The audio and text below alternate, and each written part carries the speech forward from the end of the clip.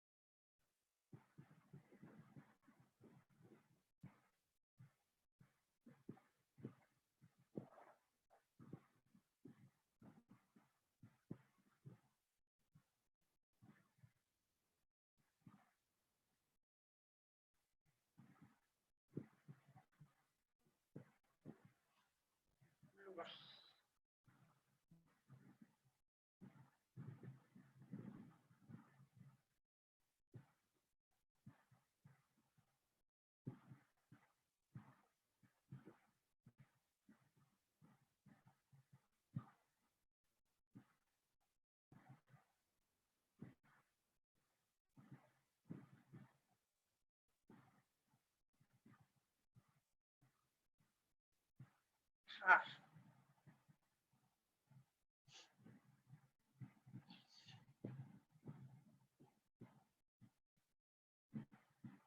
it's on now.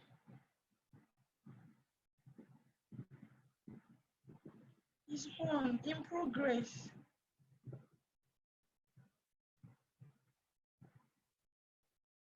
It's on now.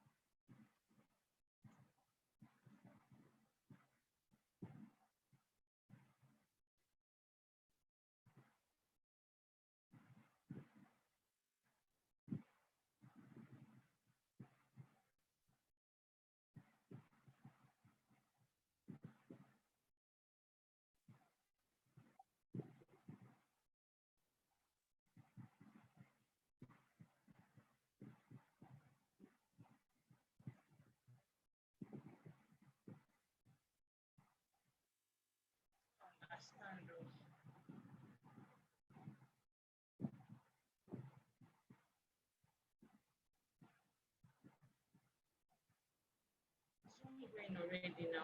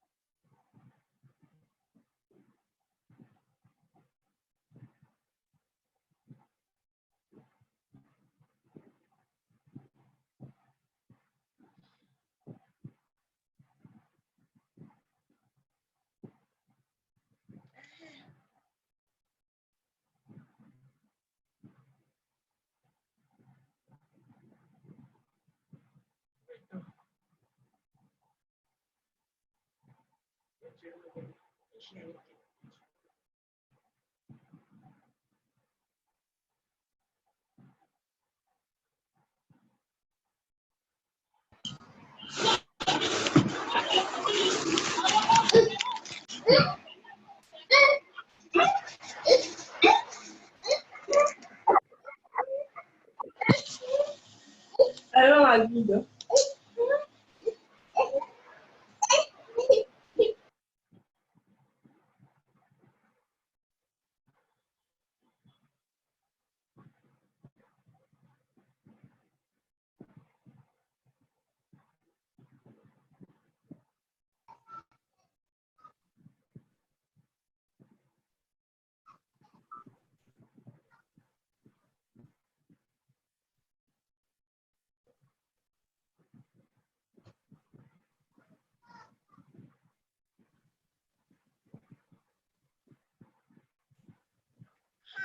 Hi people, welcome.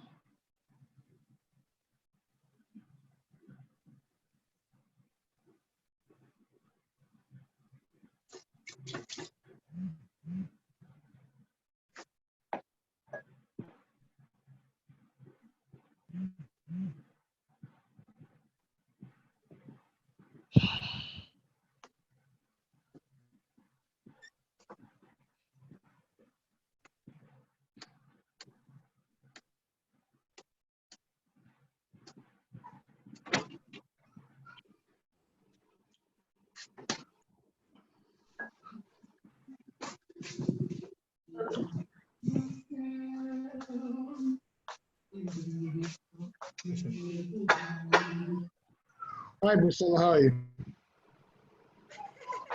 I'm fine.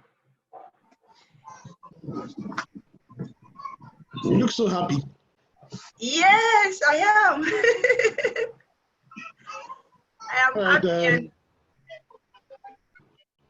yeah, and because of that, I had to dress up very well for today's webinar. you should have told me I should want a suit or something.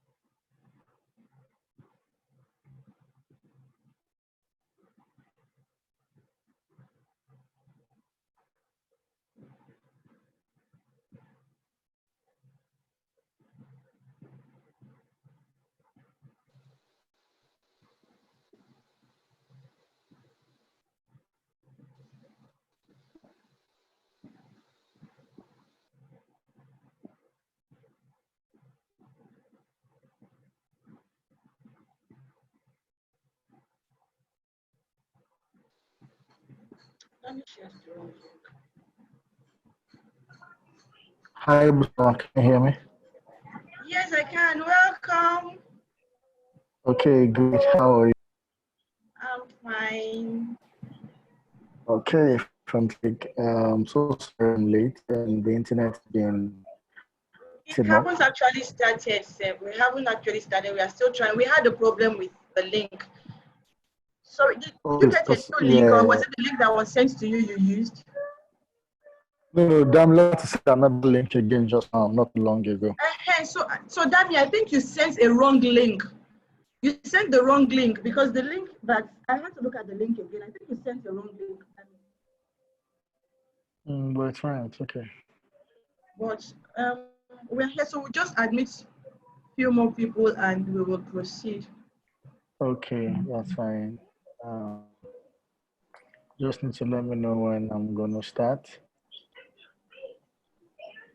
Okay, fantastic.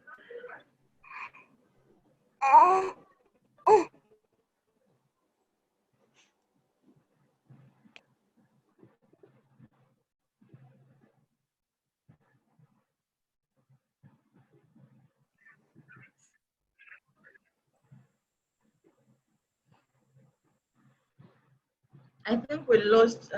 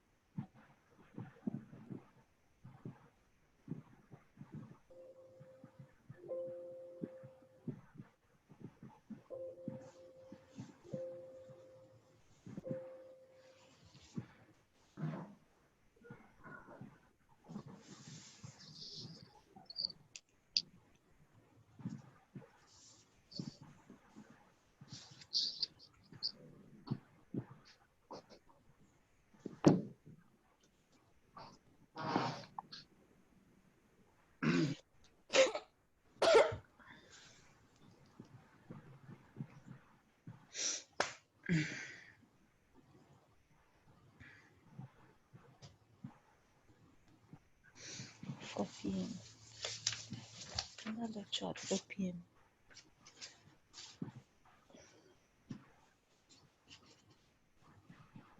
Okay, so I think we have our two guests, our two facilitators here. We would proceed without further ado.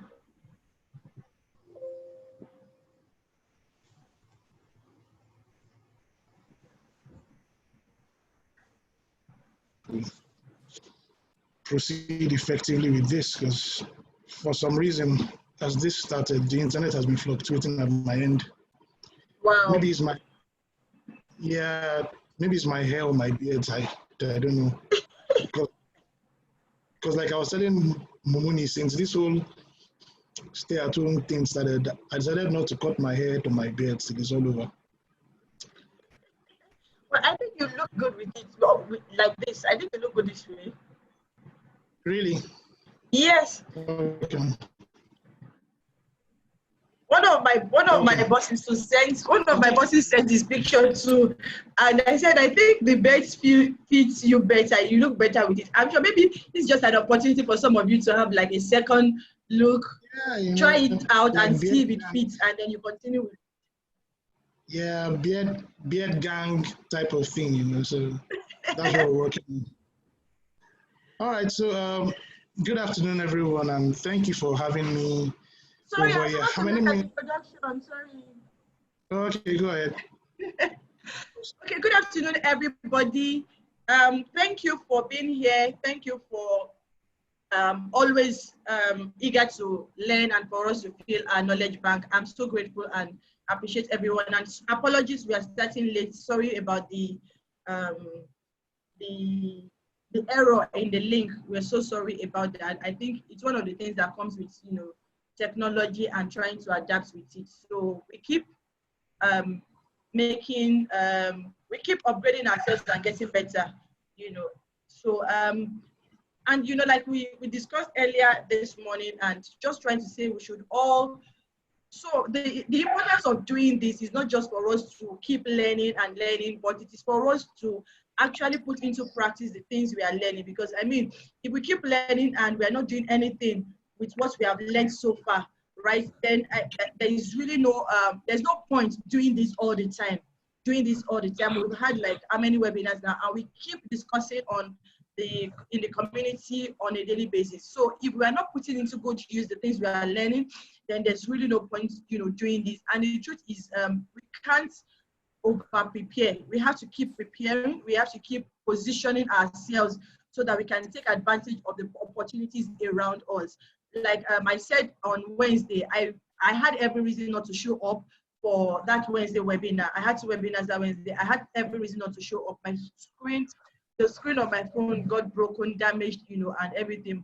And I was destabilized. But I said that this is what I said I've committed to, and I have to do it. So at the end of the day, it boils down to not just resilience on my part, but discipline, showing up regardless of whatever the circumstance or the situation is. And it is in the consistency. It is not just about doing one thing today and then tomorrow you are not seeing, but it is in the consistency of what we do. How consistent are we? What are the things we are doing, and how consistent are we with those things we are doing? If we are not consistent, maybe the day you will not show up is the day your clients would come looking for you. And if you are not there, how will they find you? So we have to be consistent. We have to keep being consistent with everything we do and how we do it.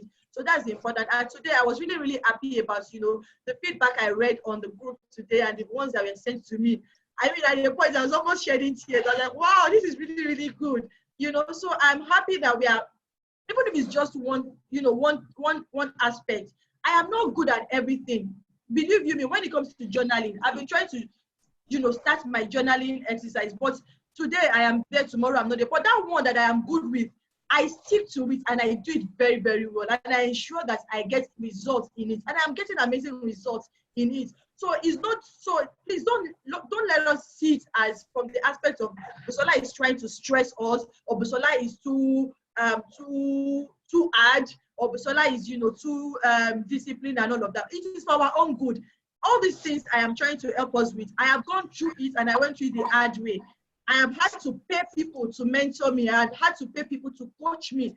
I've spent somebody 30,000 naira monthly in 2018. But I am seeing the results now. And the results are speaking. And the truth is, you may not get the money you are looking for immediately. But I tell you that in building your personal brand, everything will fall in place at the end of the day. So whether you are even in a law firm or you are in a corporate organization, you have to build your own personal brand, because your job may not be there tomorrow, but your personal brand will still be there.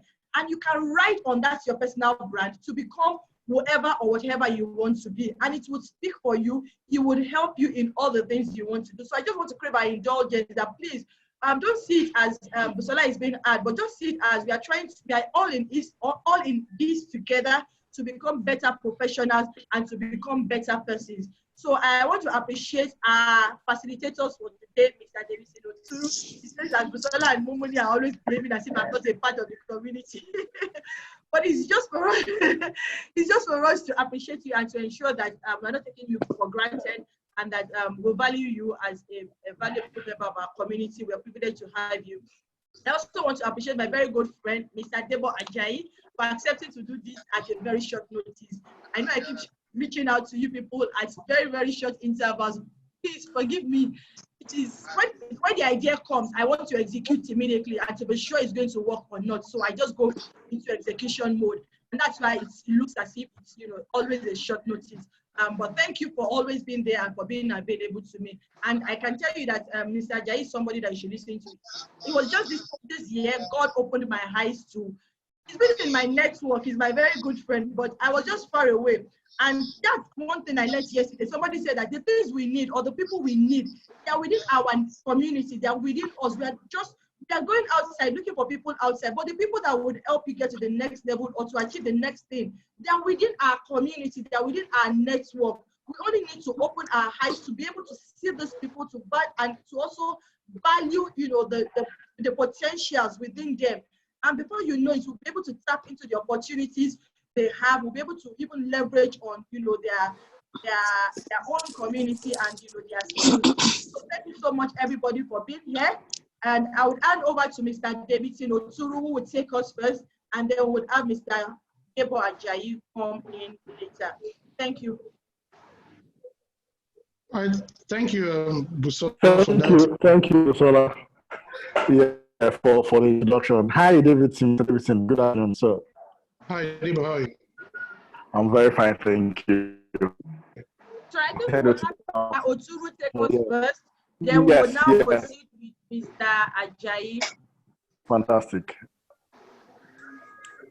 All right, so good day, everyone. Busola, how many minutes do I have for this? Let's say 30 minutes. Okay, so it works. So I'm not exactly sure that there's anything new that I would be saying today in that sense, because hearing Busola speak, we already have things all sorted out. So, and I didn't really get to key into Max's presentation, who's a good friend of mine, by the way, but I'm sure that he would have pretty much covered up most of the basics, because the truth is, when it comes to business development, client acquisition, strategies for marketing, there's only so much that you can do or so much that you can say. What I will say, first of all, is that there are two kinds of lawyers in private practice. There are the lawyers with clients, and then there are the lawyers that work for lawyers that have clients. And at the end of the day, there really is nothing wrong with being in any of those places, because not everybody will be not everybody is going to be the one who will be able to solve all the problems, right? So we need to, with that in mind, that not all of us are going to be MDCU. If we look at the different natural law principles that exist, everybody is not Jeff Bezos. Everybody is not Mark Zuckerberg. There will be 80 on the 20, and some people will be the 20 who would make, who will be much more successful than the 80. And that is why there is so much data out there, but it's not everybody that is utilizing it for that purpose. So it's not all of us that are going to get clients. Some of us will be content being employees for those who get the clients. And we can be intrapreneurs, which is a word for employees who function within an organization. So this microphone probably needs to be muted. There's a lot of stuff. Hello? Hello? Can you hear me? Yes, can you hear me? Someone receiving a phone call. I've muted the person. I don't know why he keeps unmuting himself. All right. So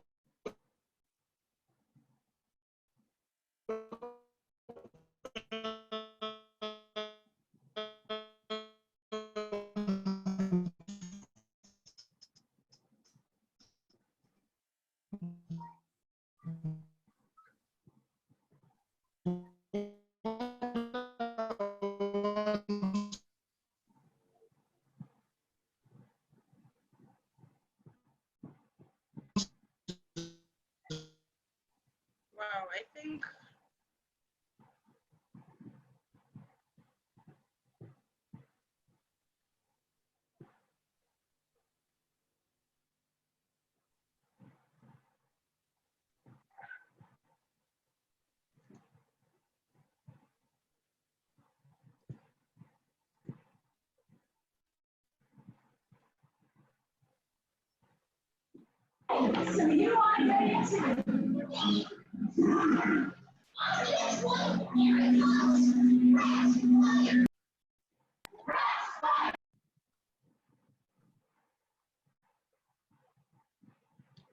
we lost Davidson.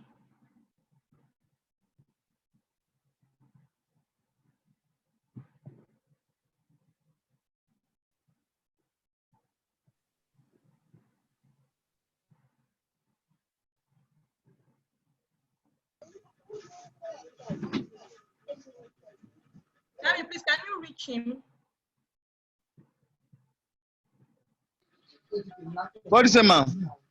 I think we lost him. We lost Davidson. So maybe He's back, ma. Mr. Oturu is back. okay.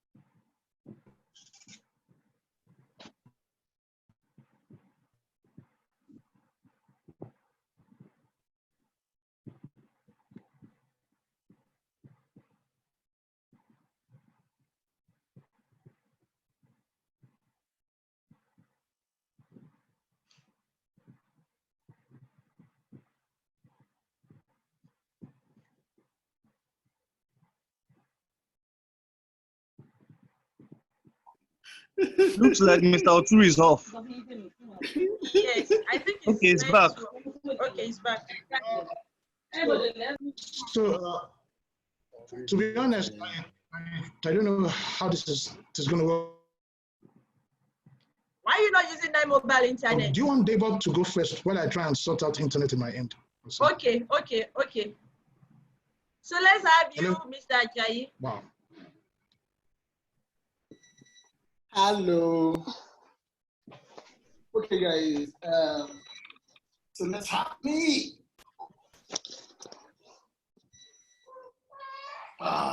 Sorry. All right, sorry, guys. Well, this is fine. I'll show my screen.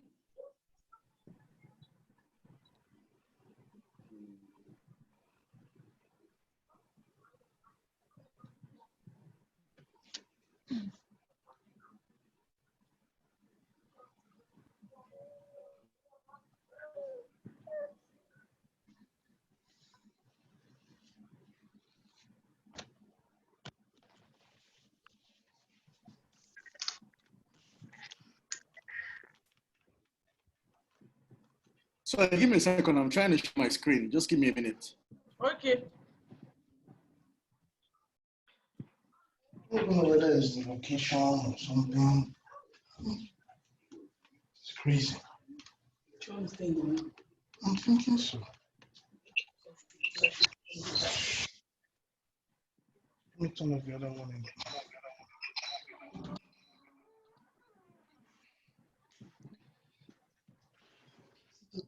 Hello?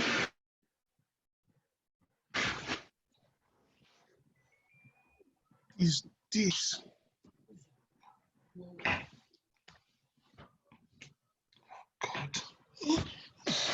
leave me again. God, help me today. Yeah, sit up.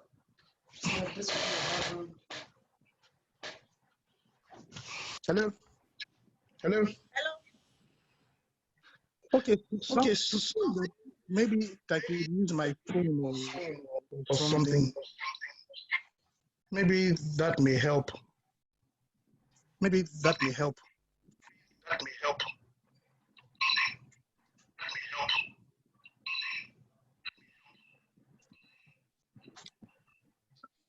If I may speak, the reason why it's echoing, or it may seem like it's echoing, is because his system is on and he's using his phone. So he should reduce the volume of the laptop or the phone, whichever one he's not using at the moment.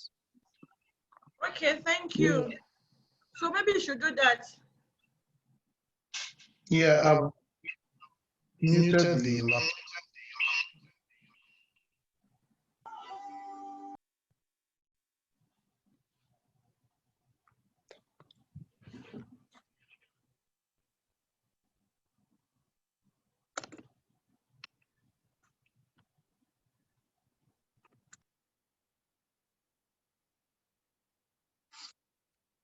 Okay, so let me just go on for now.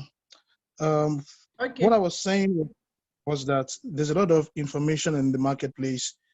And so if your neighbor knows what you know, then you may not really have an advantage over that neighbor because all of you are exposed to the same information. So the trophy will go to the person who is able to acquire the knowledge that he has. The next factor that has changed our business is technology. Of course, clearly, we're using Zoom today. A few months back, some folks didn't know what Zoom was, but you keep seeing technology changing the way that we have to behave. Some people use technology in different ways. Some people probably use it to check their Instagram feeds, Facebook, but then people are also now using it for strategic digital marketing. For instance, Coca-Cola spent over $4 billion last year on advertising, but 30% of that was spent on digital marketing, which was unprecedented for them. So you're seeing technology play a very, very crucial role in the way people go about business. The third factor, which is probably the most important, and in business school, they say competition, competition, competition. That is as important as it comes because the competitor is not sleeping. They are consistently looking for ways to make things better. They're consistently looking for ways to acquire the entire market. Late last year, I was in London and I was talking with a friend of mine that works with White and Case. And he was telling me that he just closed out a $2 million transaction in Nigeria. Now, the lawyers in Nigeria have not finished finding work. We are still hustling daily for work, but somebody from outside Nigeria is getting work in our backyard. So the competition is not just the one-man business, or even large firms now have their SME programs where you have where they cater to small income earners. So even a sole proprietor who believes that there's a market for him from the low income earners would be shocked that even the large firms are swallowing that little business. So there's a lot of competition all over the place. Busola, are you hearing me though? I need to be sure I've not gone off again. All right, and I'm clear enough, right? Yes, you have. Okay. So how then can we be competitive and how can we acquire clients during this climate? While Busola was speaking, she hit on some very important and key things. And the very first thing that I would advise and advocate is to have a plan. That's the starting point. You can't build the house from the top. There has to be a foundation. The very first thing is have a plan. And everybody says, if you fail to plan, you're planning to fail. But that is just so important. Have a plan for your career. What I always do is by the end of November / first week of the year, I have already set out a plan for the next year. Now, that plan can change over time and can be revised as the new year goes by. But I already have a plan for most of the quarters, what I want to be able to achieve. That is leaving aside the 3-year plans and 5-year plans that have been set out. But 3-year plans and 5-year plans form part of my portfolio in terms of my planning. But because each year comes with its own challenges. For instance, when I was planning, I didn't plan for COVID. It was something that I'm not sure that anybody could have anticipated. But it's very important to have a plan, and then that plan builds with you as you go along. And this came really clear to me when about 2 days ago, I was talking with a protege of mine, and she told me that, to be honest, she doesn't know what she wants to do. And this is after 2 to 3 years of practice, that maybe she doesn't even know what her passion is. And I was like, well, having a passion is good, even though I think when people say follow your passion, that's a bit overrated. Because, for instance, I like to sing. It is a passion of mine, but I will not release an album and I will not be a singer. I'll be a lawyer. So passion is good, but if each day was applied towards writing one goal in the 20-something days that we have been at home, she would probably have some kind of plan for her life. It may not be perfect, but it will serve as a compass. So having a plan definitely gives you a sense of direction. So that's the starting point. Always have a plan. Now, as you proceed on your plan, there are different things that would form part of that plan. One thing I want to talk about is visibility, which everybody talks about. In fact, I think that word has probably been misused in more ways than one, because people post everything on LinkedIn. Sometimes I go to LinkedIn and I'm like, wow, good Lord. So one thing that we need to be able to... Hello? Yes, we can hear you. Okay, somebody was speaking. So one thing that we need to be able to understand is that in being visible, content is key and paramount. So you can't just post anything out there just for the purpose of being visible. There has to be a deliberateness to what you are doing, which is where a plan comes into play. For instance, there can be different days of the week when you will decide what it is that you want to post. On Monday, you could probably write an article for your blog or something. On Friday, you could probably do something that is more general in terms of legal practice, but it shouldn't be every single thing that happens in society that crosses through your mind. You will say, okay, it has to be visible, have to be right front and center. So you put out the content there. Sometimes the content is watery. And for anybody who is looking for the right type of lawyer, they would see right through your content and know that you're maybe just trying to seek attention. And so you could be doing yourself to disservice. Am I saying don't post? No, far from it. Be as visible as you can, but be very deliberate in being visible. Now, one of the ways in which we can be visible, of course, is by attending events. Again, this is where the plan comes into place. You don't just attend any event because everybody is attending that event.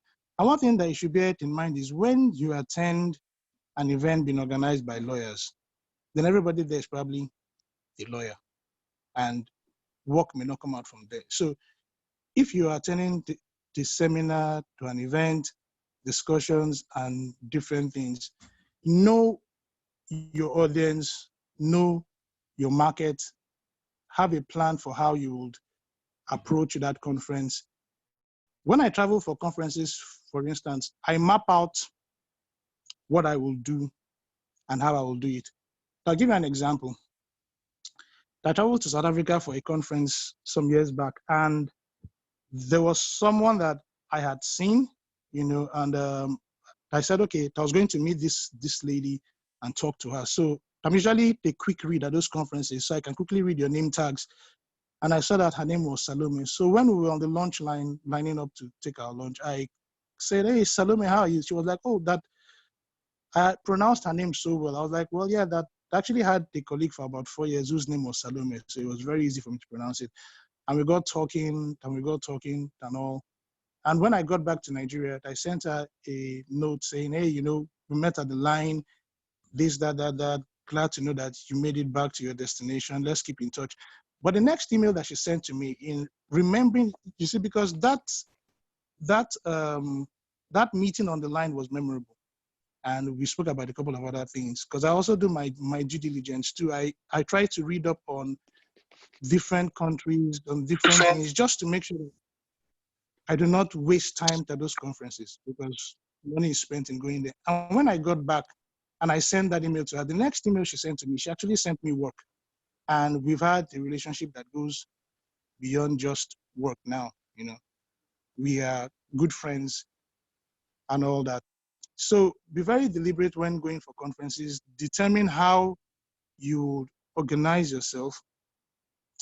When you get there, you could even determine, okay, this is where I would sit. Some of these conferences have programs ahead of time. So determine the sessions you will attend, and also determine the kind of questions you would ask or the kind of contributions that you would make. Because when you make the right type of contributions, then people would notice you for good. Now, one thing that is very important when attending those conferences is do not be quick to give your cards out. Some people will just meet and say, "Hey, how are you doing? This is my card." Now, people would receive over 100 cards at some conferences. I've gone to some conferences where I have come back with over 100 cards. I probably only send emails to about 6 people. And why is that? Because our interactions stood out. So don't just, by all means, you can cast your bread upon many waters and find it after many days. But if you want to be very deliberate about what you're doing, then strike up relevant conversations with people and then exchange contacts. And in exchanging contacts, think about building relationships that would last, right? Don't think in the short term. Next thing I'll talk about, of course, is belonging to relevant associations, which is a bit related to attending events. Again, when you are joining associations, there are some that would matter for business development, some would matter for the purpose of being relevant in your community. So for instance, the MBA, the SBL, ICSAN, CIAB, those are strategic organizations, which is more like bringing together a group of professionals. So marketing within that institution itself may not really work for you because you're basically preaching to the choir. However, if you have a plan and you say, over the next 3 years, I will bring a level of relevance to this organization, and then I will contest for a position and probably become the chairman or secretary and be visible and bring change to that organization, then you may see dividends begin to pay up. Because then by the time you get to the ESCOs and all of that, your interactions move beyond just the institution or the lawyers or the professionals there. You are visible enough to the rest of the world who can see you as being responsible in having a demanding job as a lawyer, but still taking out that time to bring excellence to an organization and rise to that position. Then it works for you. Also, we have our Old Boys Association, Rotary Club, those kind of places. Deliberately build your profile in those places. There has to be a level of deliberateness to it, not trusting cards in people's hands, or else you could be considered as a child and bill lawyer. No, as in deliberately bring value. Always make sure that most of the utterances that you make in those places have value to them. Now, of course, there's the whole issue of branding, which brings us to choosing a target market and building a niche for yourself. When I started practice, God knows that I probably had close to 10 different practice areas. It turned out to be beneficial at the end of the day because some practice areas are so related to each other that it allows you to overlap into them. But it now became necessary as my years went by to streamline what I do. And if ever there was a time when it was necessary for us to showcase ourselves as being experts, it is now. Because, like I said, there's a lot of information there. Anybody can learn something. When we go to law school, we go there to just learn how to be lawyers with even a bias towards litigation. So most of what we have done is through practice, through self-learning, and through continuous education. Now, when I say specialization, you need to even be very careful in becoming granular. For instance, if you say, I want to be an oil and gas lawyer, there are so many nuances to that. And or I want to be a labor and employment lawyer. There are so many sides to it. But I want to be a technology lawyer or something, or the different things that are all over the place now. There are so many sides to it. So sometimes you may even need to be granular and even be forward thinking. If you want to be an oil and gas, so in gas, there's natural gas, there are different elements that go into it, production sharing contracts and all of that. And in the next 5 to 6 years, you will ask yourself, will oil and gas still be as relevant as it is now? With 5G coming in place, the Internet of Things, cars running on electricity and different things like that, would being an oil and gas lawyer still be relevant? You know, so even in choosing your niche that you want to find yourself in, you need to be very careful. And don't let your interest be varied. Somebody was asking me a few days ago that her interest covered, I think she said, real estate, oil and gas, taxation. I was like, oh, wait. You know, there's a way that you can still overlap your practice areas without making it look like you are just fishing in the waters. Now, for a lawyer who is still maybe like under 5 years post-call and is still trying to find his way through things, that may be perfectly understandable. But as you move on in your career, it's important that you not only carve a niche for yourself, but you start showing yourself as being an expert in a particular field that is relevant and that is not too wide for it to look as though you really do not know what you are doing. You are just trying to put yourself out there for the purpose of being out there. Now, related to that, because this is something that I've seen in a couple of forums where lawyers speak on clients. You could have just one client for a start, but that client can build to probably 20 clients or more by the power of referral. But somebody would only be happy enough to refer you if there is something unique about your relationship with them. So people say things like, the client shouldn't be your friend. I mean, that's a bit subjective. I actually like my clients being my friends. How will I say so? So within an organization, there are different layers of relationships. There's some firms, there's some companies that I work with where I only interact with maybe the head of legal. And then there are some that I can interact with the MD. Now, what I basically do is I try to find areas of interest on a very continuous basis that we can relate on and consistently grind it for what it's worth. The reason why I will do that is because you're not the only lawyer with a shop in the market. There are many others. People are knocking on the doors of these firms. There are some clients that I have that just the same way that I'm also trying to poach somebody else's client. That's the same way that they're trying to poach my client. And once there's a misstep in what I am doing for them and the other person is able to say, oh no, this is the solution, it starts to create a level of doubt in the minds of my clients. So I need to have the kind of relationship with them that regardless of how things may go, they know that this is their go-to person. Think about it. If you are the MD of a company, probably your cousin is a lawyer, one of your classmates is a lawyer. Why would they give the brief to you? Now, if his classmate is a lawyer and then birthdays, the classmate remembers, children's birthdays, the classmate even remembers, he has an achievement, the classmate remembers, but you don't do any of that because you say, no, I have to maintain a professional relationship, which is good.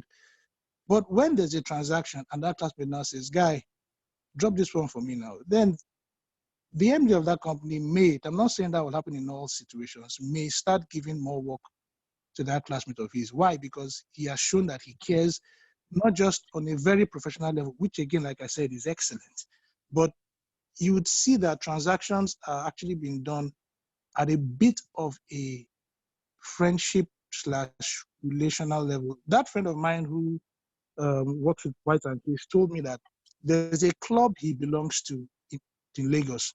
Mind you, he's based in London, but he comes to Lagos. There's a club he belongs to in Lagos that he paid £8,000 to be a member. That club grants him access to about 8 different affiliates of that club in different parts of the world. So there's one in London. My friend was actually saying, oh, that maybe he would take me there. But I think he had second thoughts that this guy is hungry. If I carry him there, only God knows what will happen. So he didn't take me there eventually. But what he said, what they discuss in those rooms is not what people are discussing in normal beer parlor. So there are some places where certain discussions are being had through relationships. Another thing that I want to say, which I think is very important, is the area of fees. And I mean, that can be a bit tricky. And I understand where people are coming from sometimes. But my philosophy, and everybody in my firm knows me for that philosophy, is that 100% of zero is equals to zero. So if I don't get the client, I don't get the transaction, I don't get the track, and I earn zero for fees. Now, you may say, but I would work hard. And let me give you a very practical example. There's this client of mine who they had a lawyer that they were using. And of course, like I said earlier, I came to chance that lawyer. Now, because they had been using that lawyer for a while, the procurement guys were finding it difficult to understand the value proposition because everybody thinks, oh, all lawyers are the same. Finding it difficult to see the value proposition. But I had to sit down with the MD and the board and explain the kind of lawyer that I was. And their commodities exchange, they were looking at going, so there were a couple of things that they were looking at doing in the future. They were looking at building a trading platform where people could buy and sell commodities and list and be able to sell them just like stocks. They were looking at scaling up their corporate commercial portfolio. They were looking at a funding round where they were going to raise about 500 billion naira. They were looking at a couple of things in different spaces. Now, so because of my multiplicity of skill sets, I told them, look, there's the intellectual property rights here. You need to protect your trademark. You need to protect your software and all of that, copyright. I told them for the trading platform, SEC approval is required. They want to have some kind of payment systems for the farmers and all. So I said, okay, these are some of the CBN licensing that will be required. I didn't do my homework just there. I already have the background in financial technology. I was able to walk them through that. I was able to tell them that, look, it will not be advisable for you to put all of this in one company. You would need to separate these companies into 3.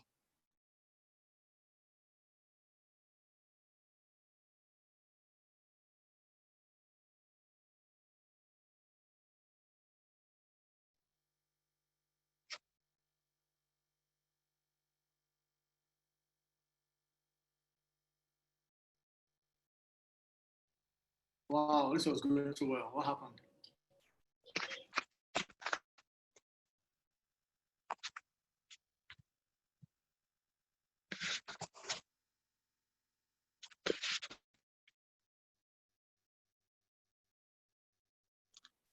Hello? Yes, we are here. Sorry about that. I heard the voice call coming on. Where did you lose me? You told them to register. They will need 3 companies. Okay, yeah. So it now became the issue of fees and what they were willing to pay me. I couldn't even disclose it to the rest of my partners. But I decided to take it because I was looking at the future of what would come. And I'm not joking when I say the first year that I did work for them, I probably reviewed close to 200 contracts. I am not exaggerating. And the fee was not commensurate.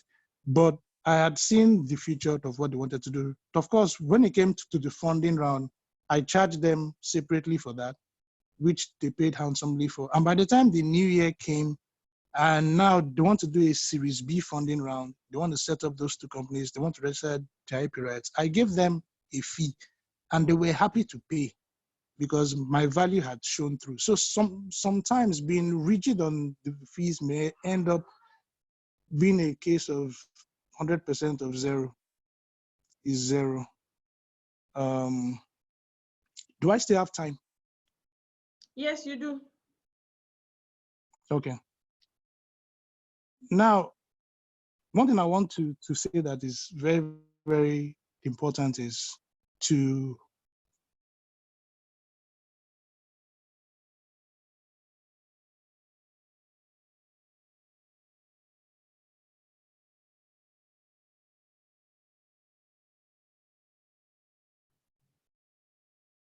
hello? Hello? Okay, yeah. So have what I call the business development tracker. Now, schedule time during the week that you would actually set aside for business development. It could be 30 minutes a day. It could be one day of the week. It could be 3 days of the week. Set out time for business development. It's crucial to your practice because without business, there's no practice. So bring out your phone, look at people who you have interacted with at different points in time. Like I said, don't expect work to come from someone simply because you know the person. There was something that one business development practitioner shared with us a couple of years ago. He said he met this tax lawyer. The tax lawyer was such a very dry tax lawyer in the US, but the guy was the rainmaker in the company. The guy was the one closing out deals on a regular basis. But when he spoke to the guy didn't even seem inspirational. It didn't seem like he had anything special in him. So he had to ask him that, how did you become such a rainmaker for this firm? How is it that you're able to have so many clients off the top of your fingers? And he said what he did was 20 years ago, 15 to 20 years ago before that time, he sat down and looked at his contacts. Now, he knew that he didn't know the MD of companies. There was no way that he could know the MDs of companies, but he knew people who were managers, senior managers, people who were on the track for management positions, CEO, COO positions, and he wrote down 40 of such people. Now, these were either friends of his or people that he knew faintly through one way or the other, but he wrote down 40 of those names. And for the next few years, he deliberately made those 40 guys his friends. So he would have lunch with them, attend dinner parties, do all of that. And so think of you now, you're probably in your 20s or in your 30s, and the people who are running banks and all of that are folks in their 50s, right? But in about 15 years' time, in about 20 years time, somebody who is in his 30s or 20s will be in his 50s. And so that was what happened to this guy, that the people who were running the businesses were now those his friends. And who would they give work to? Nobody else but him. And so that was how he was able to become the rainmaker in his firm. Not necessarily because he was the smartest talker and all of that.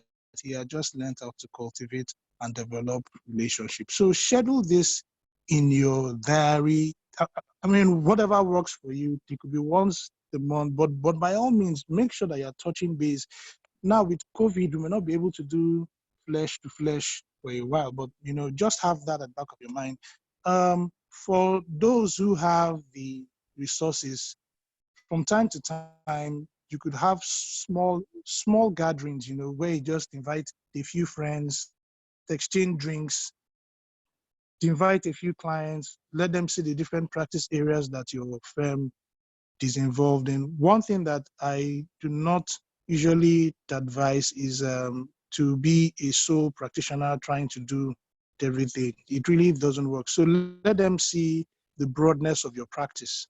You know, it helps. So have those kind of small events where you do things like that. Now, another thing that is important is for you to be authentic. You have to be yourself at all times. If you don't yet know who you are, take time out to find out who you truly are, because not everybody socializes in the same way, right? You know, some of us are quieter than others, you know, while some people are louder. Don't try and be loud when it comes to networking and stuff like that, because you feel it may give you an edge. Be authentic, because at the end of the day, it will really show the kind of person that you are.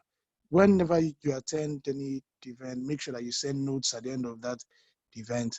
Now, like I said, schedule days of the week for different things. So day one, you may invite them for coffee. Day two, write an article for your blog or for LinkedIn.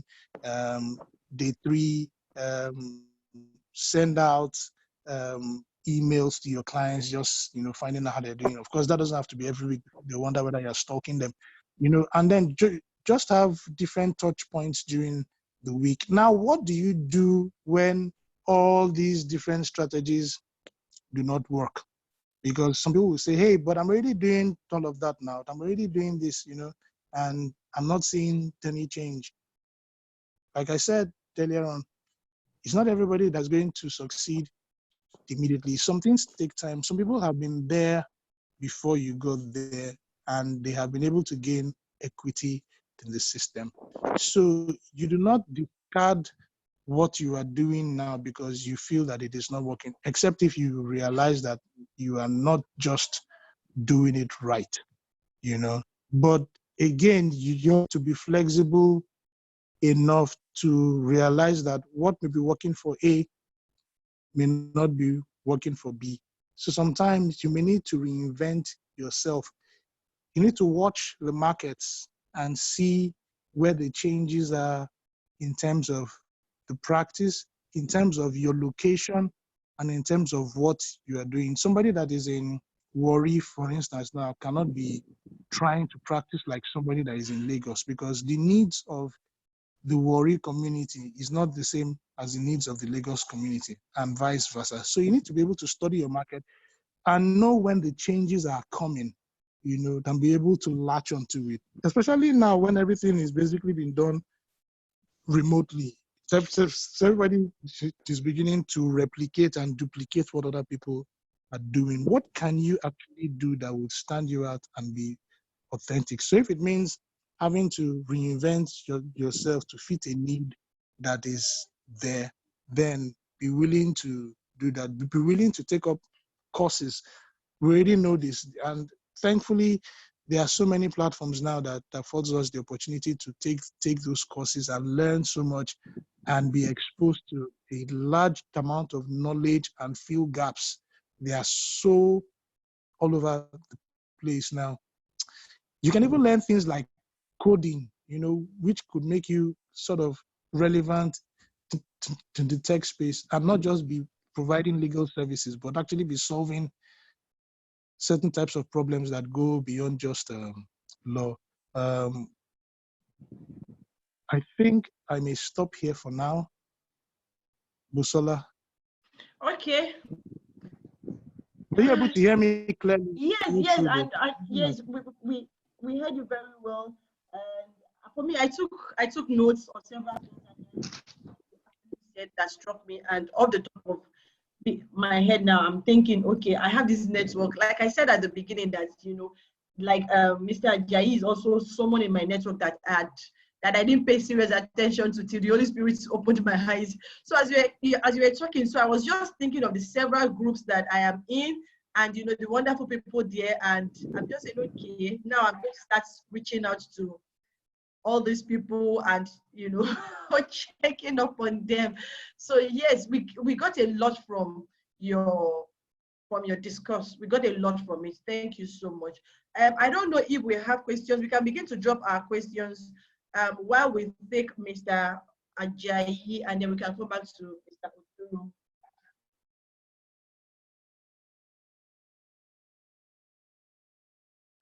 Hello, everybody. Good afternoon. How are we today? We are fine.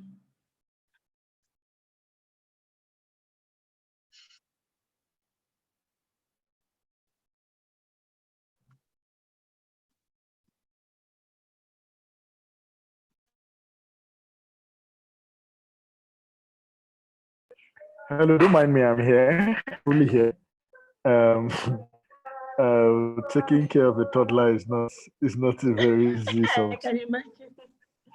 but it's fine. All right. I'm sharing my screen. Thank you. I think that will help with what I want to discuss today.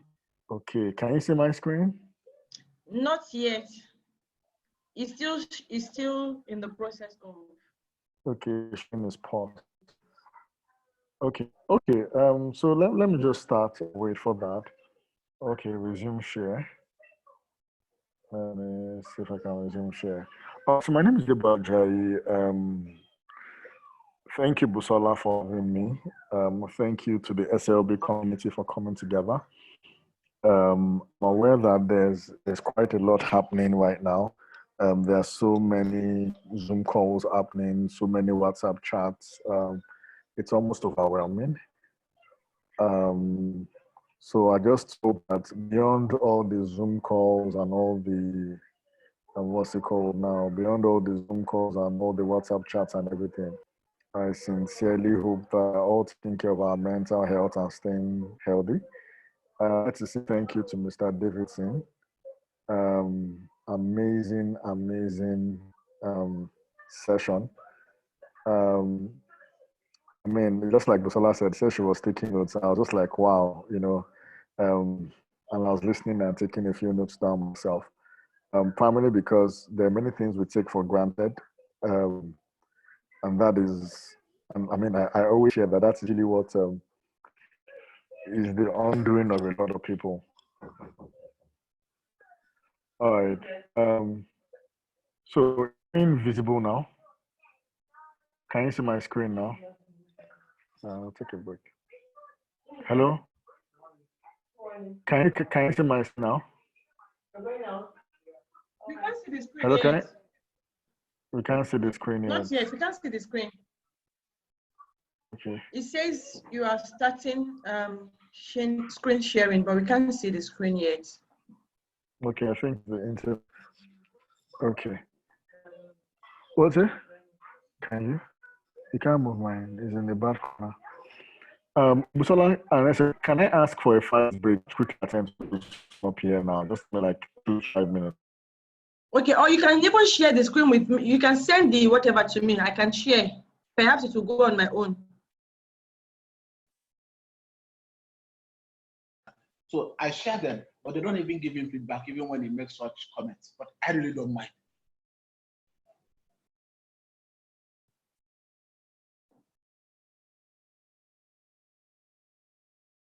Okay, I think while we are waiting for Mr. Ajayi to come back, can we take questions or comments from what we have learned so far?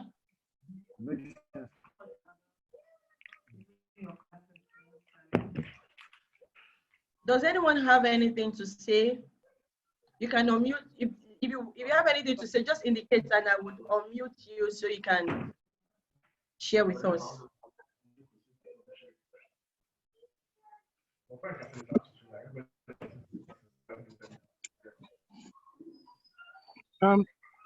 Sorry, yeah. Busola, before I forget, there was one more thing that I wanted to say. Okay.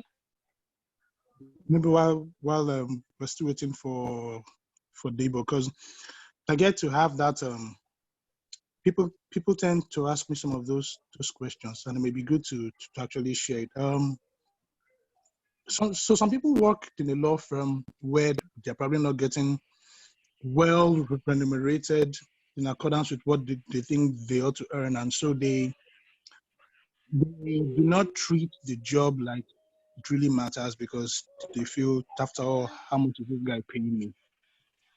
You know, but I've shared in the community once that I worked in a place that was a slave shop where we used to work around the clock, no closing time.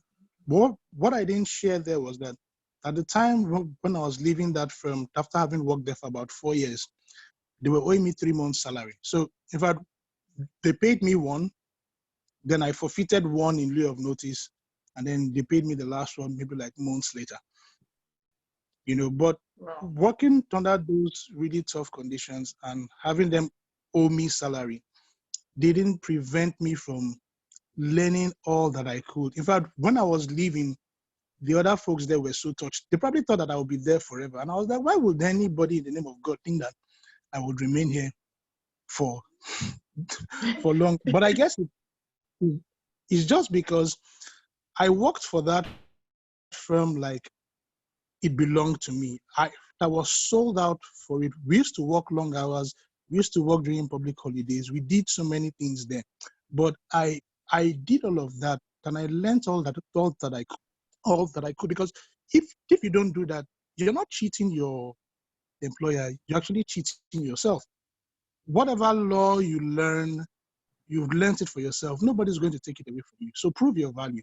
Even if your boss is insensitive, tribalistic, partial, just be the best version of yourself. When you eventually leave that place, everybody will say that an asset left this place. There were some clients that I was working for then that were calling me after I had left that place. They wouldn't have called me if I was working like I wasn't being paid well or like I was doing the firm a favor. Because people tell me things like, oh, that in fact, you know, to this place that they're just marking time there.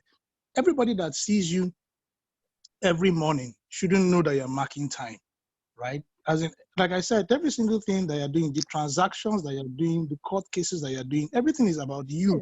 At the end of the day, it's your brand, it's your hard work, you know, and the work ethic and the quality that you're able to put into that, you know, speaks for you at the end of the day. So even if you're working for yourself, the same thing would apply as though you were working for your employer. So like I said, be an entrepreneur even within that organization.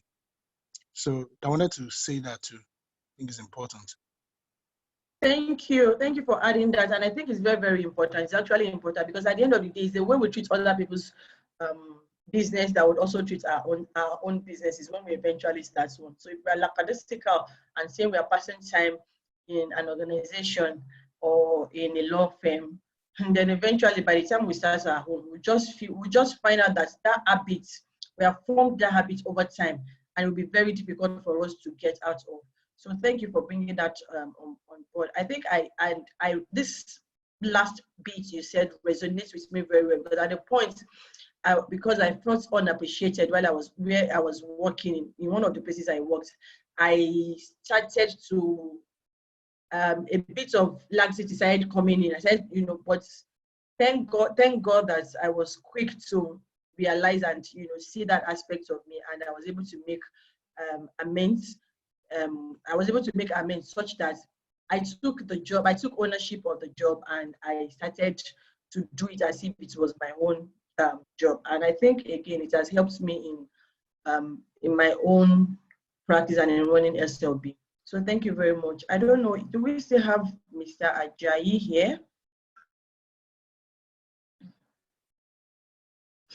Okay, can we just take comments while we wait for our other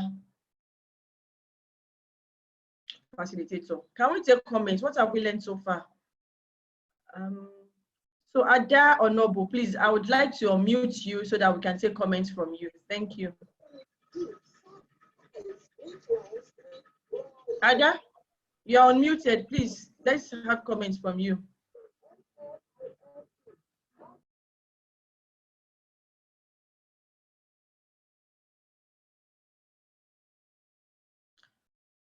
Okay, Morenica is asking a question. Can you unmute yourself and answer the question and ask the question?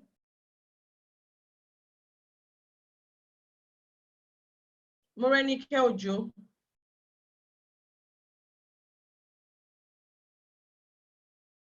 Hello, everyone.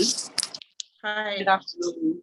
Good afternoon. Okay, so the question I'm actually asking was, what do you do where you work in a place where you know that what needs to be done to make the necessary changes?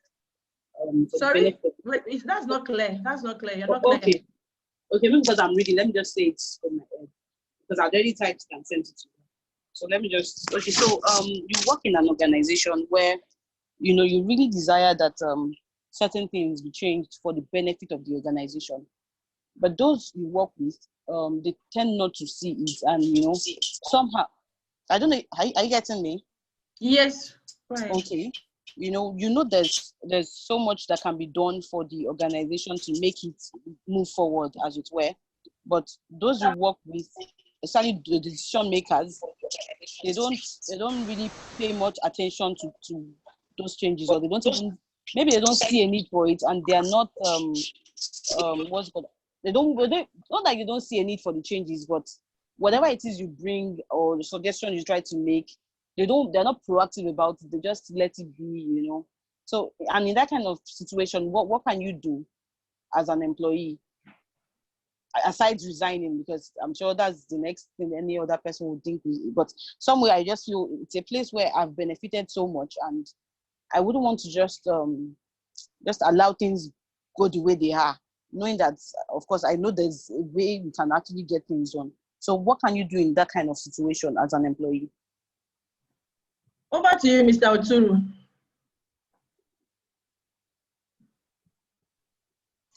Okay, so, well, Morenike, that was quite some, that's a tough one to answer. But here's what I will say. So, bringing good suggestions to an organization is something that is seen almost every day. And will everybody take your lovely, well thought out suggestions? Not in all situations. And even as a partner in a law firm, I've experienced that, because in my firm, there are people who are partners who are in their late 60s. So when somebody who is just, stepping out of the millennial era is saying, oh, these are the things that we should be doing, it has to be backed with a certain level of data. You need to be sure of what you are presenting. And if you love that place well enough, in any way that you can implement subtle changes, implement them. And trust me, if it works for the business, right, nobody's going to question it. I'll give an example, and I'll use my firm as an example. So for a couple of years, before I became the partner in the firm, I had looked at our website. I said, this our website requires a level of updating. You understand? And everybody was kicking the ball down the road, because yeah, you say, okay, it's a good idea, but nobody is doing anything about it. So maybe the month I became a partner, I just arranged a couple of web designers and different things. We compared quotes, and lo and behold, a new website came up. Now, of course, I knew why, as an employee, so to speak, it was difficult for me to be able to make that kind of change.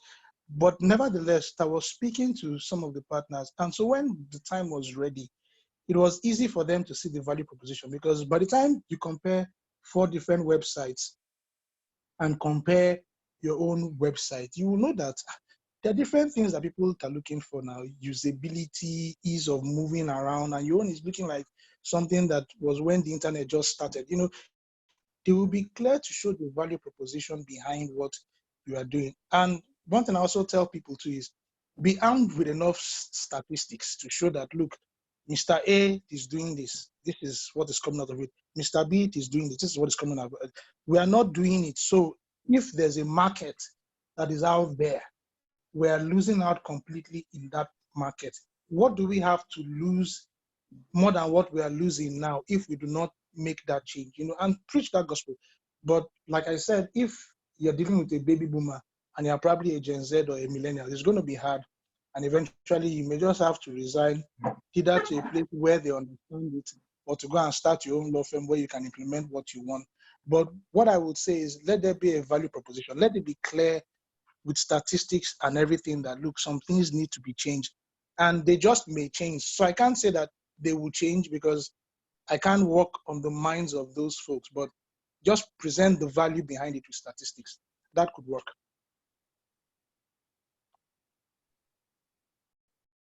Okay. Thank you. Okay, so I think we have Mr. Jai back with us. Yes. Can I add something very quickly to the question to give perspective? Yes. So for me, and also for Morenike, quick one. So I get that sometimes, what Davidson said is actually spot on. You usually just do your best, do your research, do your work, and wait for an opportunity. 9 out of 10, you will get an opportunity point. The problem is that I'm not ready for that opportunity when it comes. Somebody will say something in the meeting, something would happen. If you do diligence, you've done your research, you've done what you need to do, you'll be ready at the right time to say what you need to say. The other way or the other dynamics to this question is sometimes, and usually for many reasons that you are not well, employers just don't want certain good suggestions. So there are a lot of things about the business, where they are coming from, how they have evolved, what personal experiences a partner or founder has had to inform certain types of biases. So it's easy for me, for you to say, this is a great idea, we're going the wrong direction, X, Y, Z. You really don't what I would say to working in a place where things are going wrongly, and maybe it's even a little bit hostile, is that it is the perfect opportunity for you how to manage adversity. Eventually, a number of us will do our own business, run our own shops, run our own law firms, hopefully, you realize that not everything is cut short and dry. So my question to myself, because I've been in this exact position before, is how do you make the best of the circumstance, even if your bosses are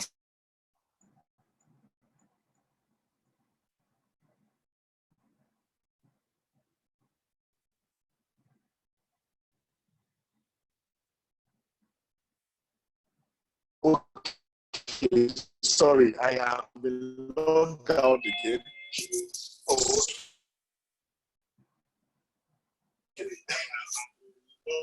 What to do?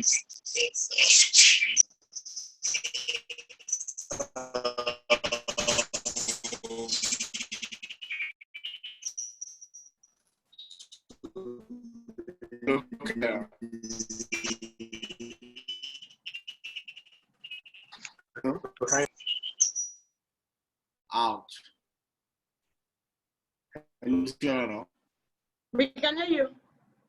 Okay. I'm sorry. I'm actually two devices. I'm switching between devices as network fluctuates with two separate internets, two separate everything. I don't know. Sometimes we have to adapt. So I mentioned before, my bosses, I was running a business unit for a multinational in Nigeria. They were biased as to why I qualified to run that division for the business, but it was just what it was, I guess. I had great ideas, and at that point, my division was was the most profitable division of that business in Africa. So you think maybe I had some mileage or earn some respect. They had a mindset about they wanted to go, and it was fine. So I had to give it my best, despite increasingly adverse work situation or work environment. The bottom line is that is what led me to run my own shop today, essentially. So you do your best, you do your research, you give your best. But I think one guy on here is to think that you know better than the owner of the shop about this. He doesn't necessarily know, but it's his shop. Let him or her do his or her thing. I hope that helps.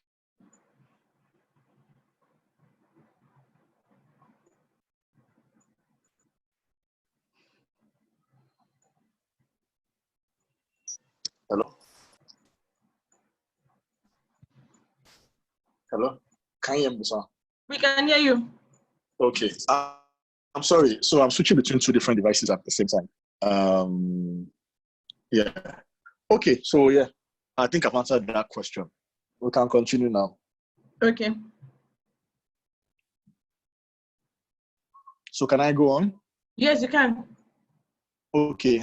Good afternoon, everybody. Can I get hello? Hi. They are muted. Good Hi. afternoon. They How are are we muted. today?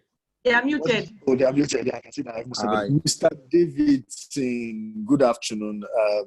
Nice to meet you. I hope you're still on. I'm here. It's good to know that I'm not Okay. the only one that was suffering from data issues. No, it's not. There's an interesting sort of relationship. So most people here do not know. My wife is a lawyer. And interestingly, she started her career when Mr. Davidson is partner today. Are you for real? Yes. Wow. Yes. She started at Alex so many years ago. Wow. Small life. You know? So when I saw the flyers yesterday, I called her and said, babe, see this thing, person I'm also going to be co-hosting with the partner Alex. I'm like, do you know him? He said, no, she knows about you, but she doesn't know you. That she had left Alex before you joined. And I said, oh, okay. Yeah. So good afternoon. I hope that gives me a bit of a Oddly enough, it was about 6 years ago, which is why I understood your website story. 6 years ago, we actually approached Alex where I was working. I offered to do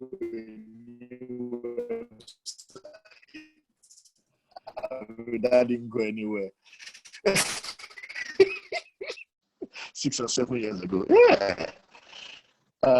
So nice to meet you, sir. Nice to meet everybody.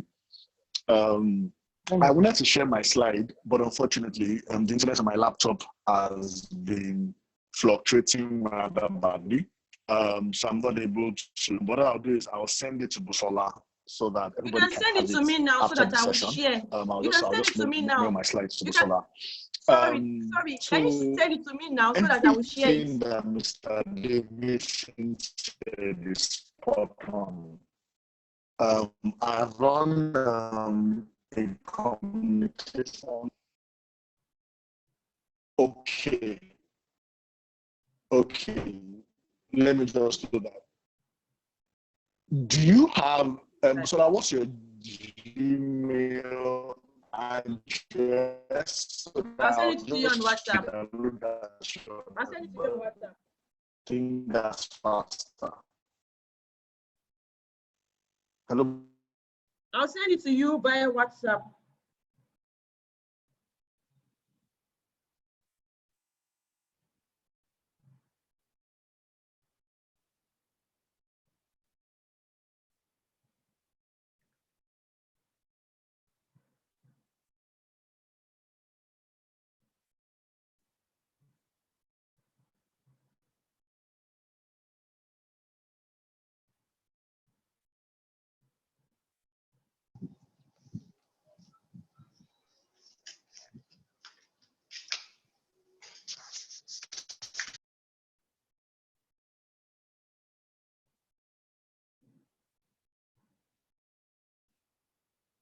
The voice network.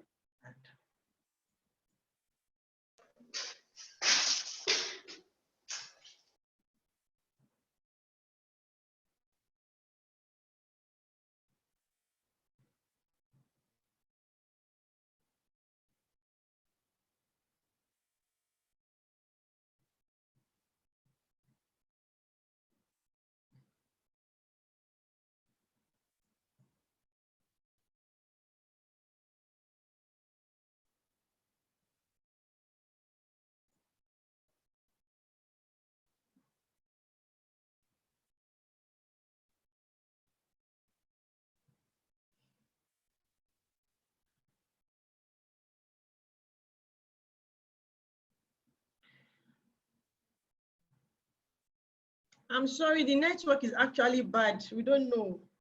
Our village people, they will not succeed today.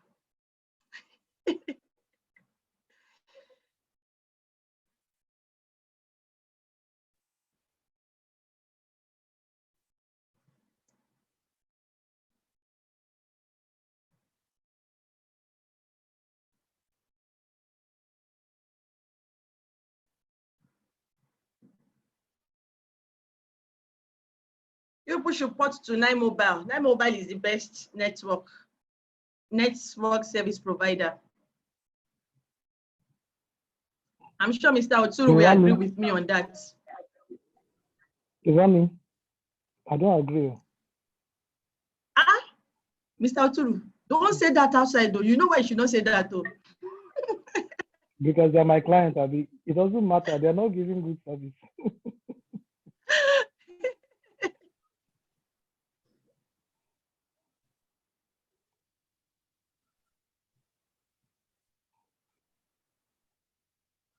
Okay, I'm trying to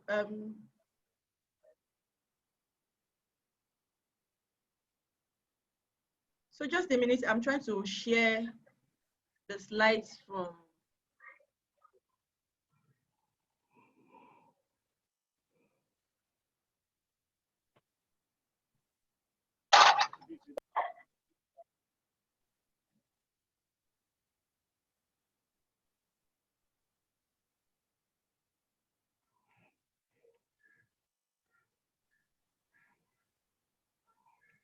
Okay, well, so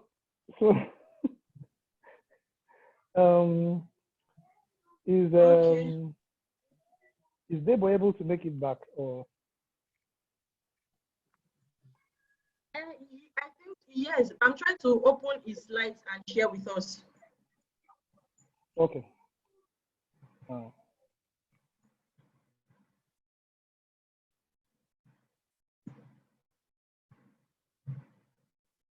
Okay, so I'm going to share his slides with us.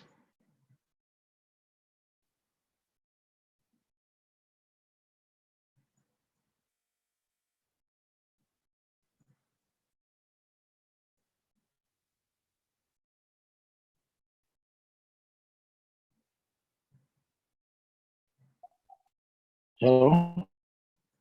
Hello. I just continued for a few minutes. I'm going to be sharing your slides. Okay, please do. Okay, so can you see it now? I think everyone should be able to see this.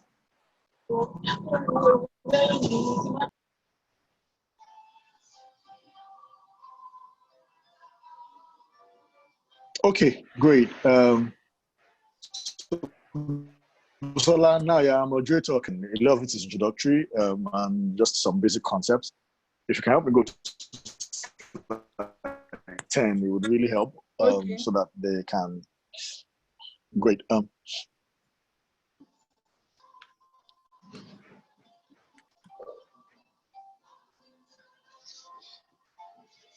Yes, that one. Yes, fantastic. Great.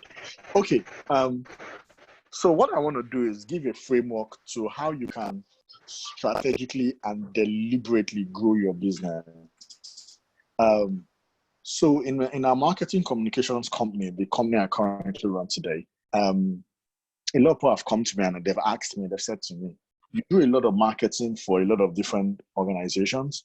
I mean, from marketing for banks, we work with a few banks, we work with multinationals, we work with a few foreign organizations. We're a really young agency, right? So people ask me, one, how do you get your clients? And two, why don't you do a lot of marketing for your own business? And I laugh and I say, you know what? There are many stages of marketing. We're fully conscious of where we are in our journey as an organization, and we know the things that work for us, and we stay there. Which is why it was exciting for me to hear that Mr. David was speaking about your relationship and being deliberate about networking. I mean, I really haven't yet had to go fight for any client or do any pitches. No, people just call us and say, hey, what's going on? We have XYZ brief. Are you willing to take a bill over? So there's a deliberate process. Quit as a customer that gives you money for your services. Would normally go through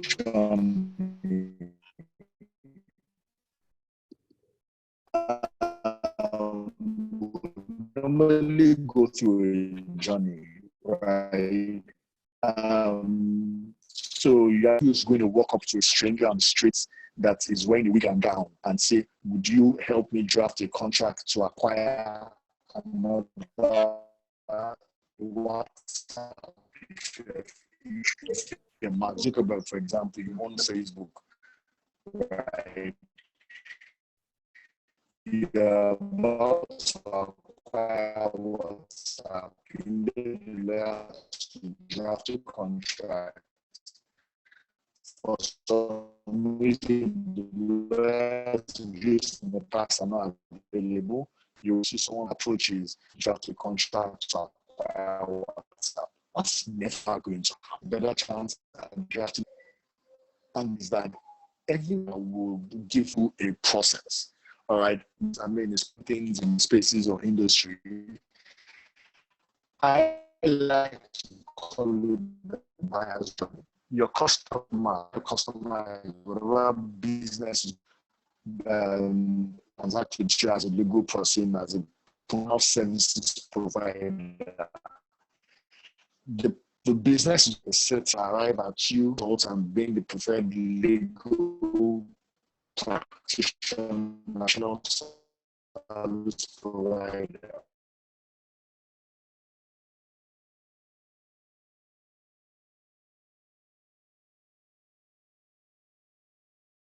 Mama no sabe what I say.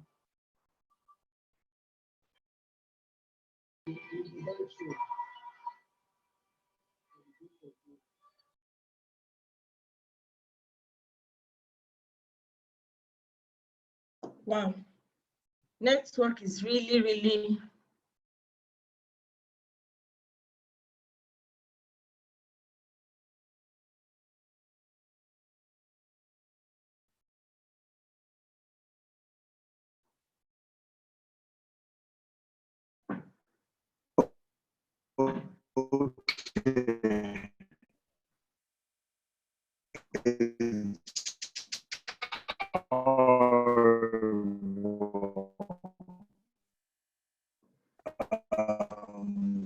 Okay, but I'm back now.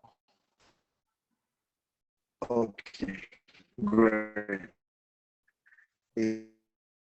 Our enemies will not. Hold up. Wait.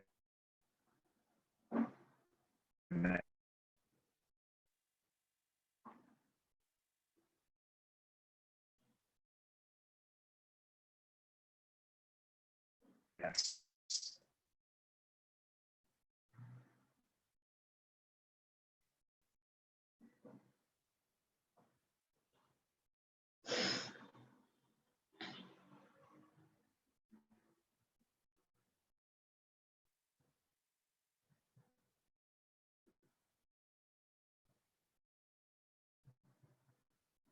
Okay.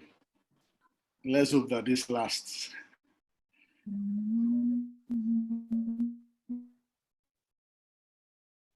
Okay, can you hear me? Yes. Okay, great. Fantastic. All right, so everybody that's going to give you money or going to exchange value for something is going to go through a process. The first thing I always like to share is that we have nobody in this chat room, nobody on this chat has ever purchased a service or a product from anybody or anyone that they're not aware of. Just think about it. Have you ever bought something from someone you don't know? Think about it. Even if you buy whatever it is in traffic, you have to interact with the person you are making a purchase from. So the first thing that many of us need to do when it comes to our business is create awareness. We're in the SLB community of a few hundred lawyers or legal practitioners, and a lot of people are not even aware as to what you do. That's like within your own community, all right? So it's important that you are clear about who you are and what you do, what your vision is, because except there is clarity, there cannot be the right kind of awareness. This is a bit difficult for me to explain. but you have to create awareness. Be out there, know exactly what you should do. Be clear as to the kind of risks you take. Be clear as to the areas you specialize in. Be clear as to why and how they fit into each other. Be very clear. And this also applies when you're on your career path. Be clear as to what your long-term goals are in practice. So when my wife started out as a legal practitioner, the one example I can give is, so she was working in a law firm, and it was clear she wanted to be a company secretary. She's been very clear about this, right? Then of course, because she graduated from OAU with honors. In law school, did very well. The first department that she was she was supposed to do a rotation for a few months, right? So the first department she was in litigation. She did very well at litigation, and then she went to corporate commercial. And she did very well, and then she went to company secretarial. And did very well. But of course, in that.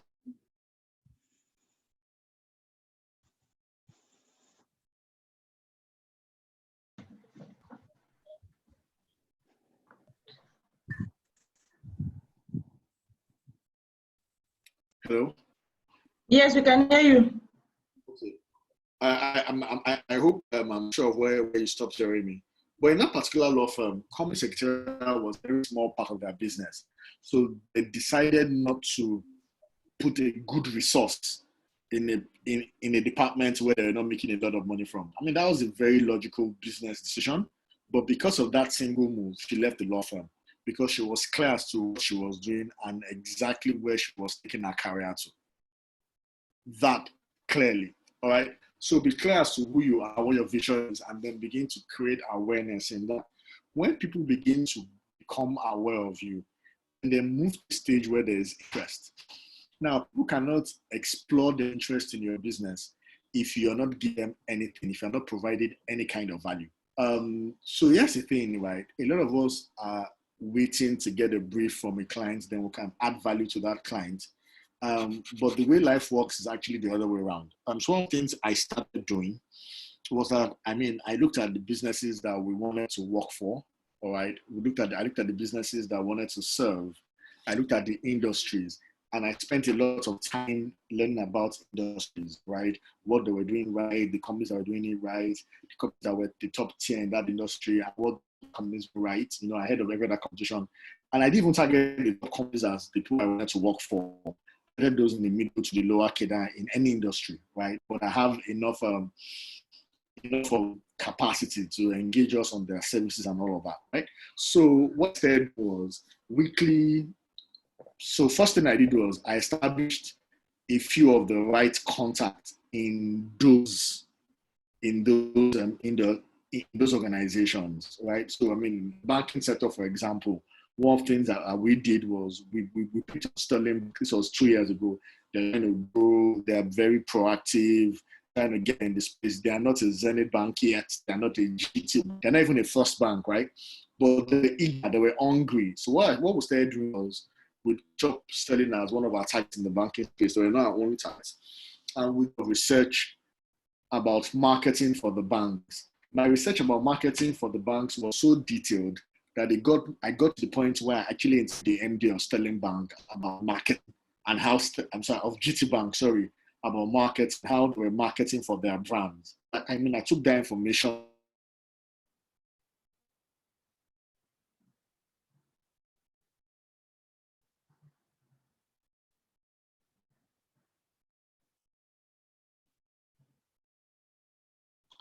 So because we're able to view the MD of GT Bank, what I did was put all the information I could gather for markets, for banks, into digestible bits. By stroke of providence, which is where time comes in, or God comes to make a difference. I met a lady in the market department of Sterling Bank. So what I committed to do personally, I didn't even share anything with her, was every now and then when I got ideas or opportunities in the banking space, I'll just send those ideas to her random and say, in the banking space, these are the things that XYZ banks are planning, these are the directions ABC are going, and these are some of the ideas that I think you guys can leverage. I looked at their set of products, and they had quite a number of products that were on the shelf and were dormant. and I picked up all those products, did a lot of research about the products that the banks had, and I started creating strategy for each product. And I went to the bank and saying, you know what, guys, at this point, I had not even started my marketing agency yet, but I knew I was going to start very soon, right? So I picked ideas, strategies, them for free. I said, hey, you guys can do X, you guys can do Y, you guys can do A, you guys can do B. All I was doing was, now there's an awareness that, oh, there's a marketing consulting guy somewhere, right? I mean, based on the few things I've shared with them, their done was that, oh, this guy is good. Now, I use the word assumption because there are no guarantees as to the fact that I was good. These were ideas and strategies, right? So I did that for me. I'm sitting.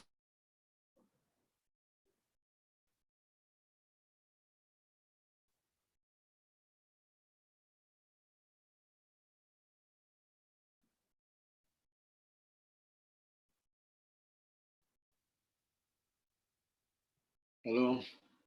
Yes, we are here. Okay. This internet is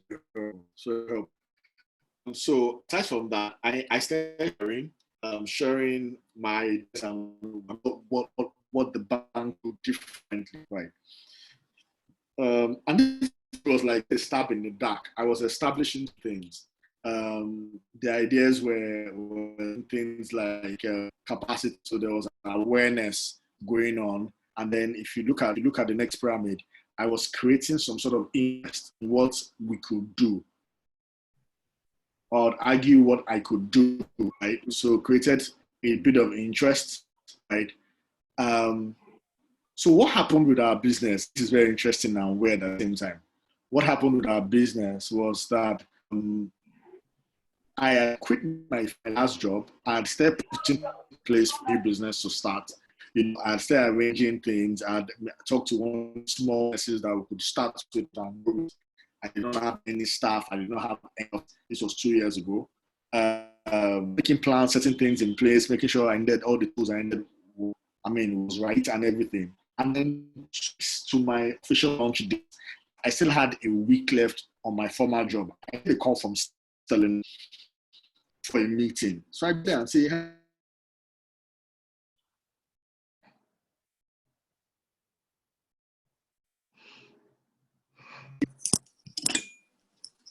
hello? Yes, we are here.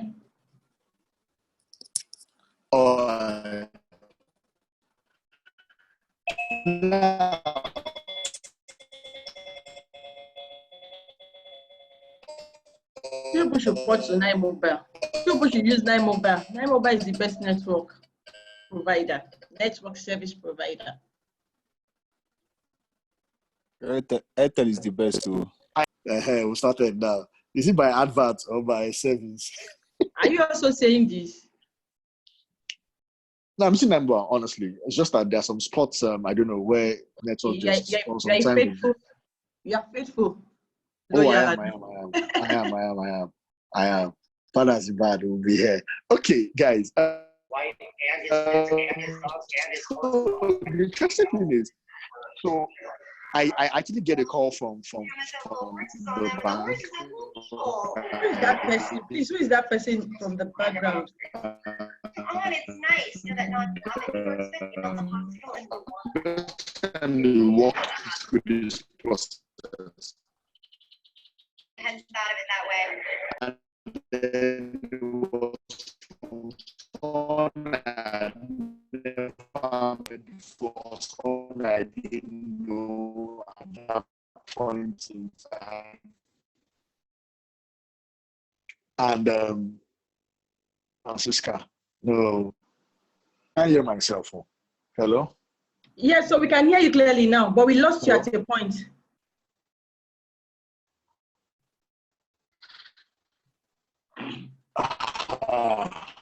I'm not sure.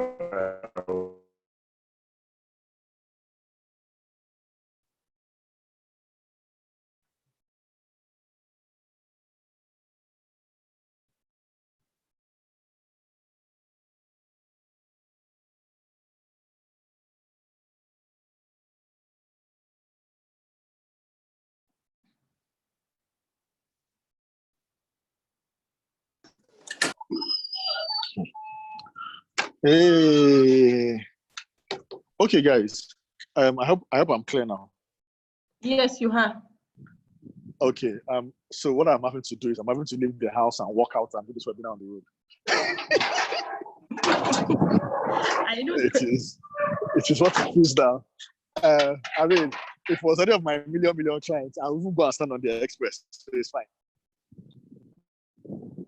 Oh, okay. The wind interference is not good. Let's look for a spot where I can talk easily. Oh wow. This is not good. Okay, can you still hear me? Is there enough? Yes, we can hear you. Okay, great. Okay. So I was about to leave where I was. I had maybe a week left on my contract. I had resigned. I was on my way out clearly. So I get this call from Sterling, from someone I did not know. And the call was, please come in for a meeting. I said, okay. I mean, went in for the meeting. I wasn't even sure if it was a meeting about where I was working currently. Or, I mean, I actually had no clue as to why they were calling. I mean, I showed up for the meeting. And they were like, oh, hi, good afternoon. So the agency I worked at prior to that time and pitched at Sterling Bank a few years earlier, and I was part of that pitching process. So I assumed that it was based on that because the person that called is not anybody I was familiar with, as it were.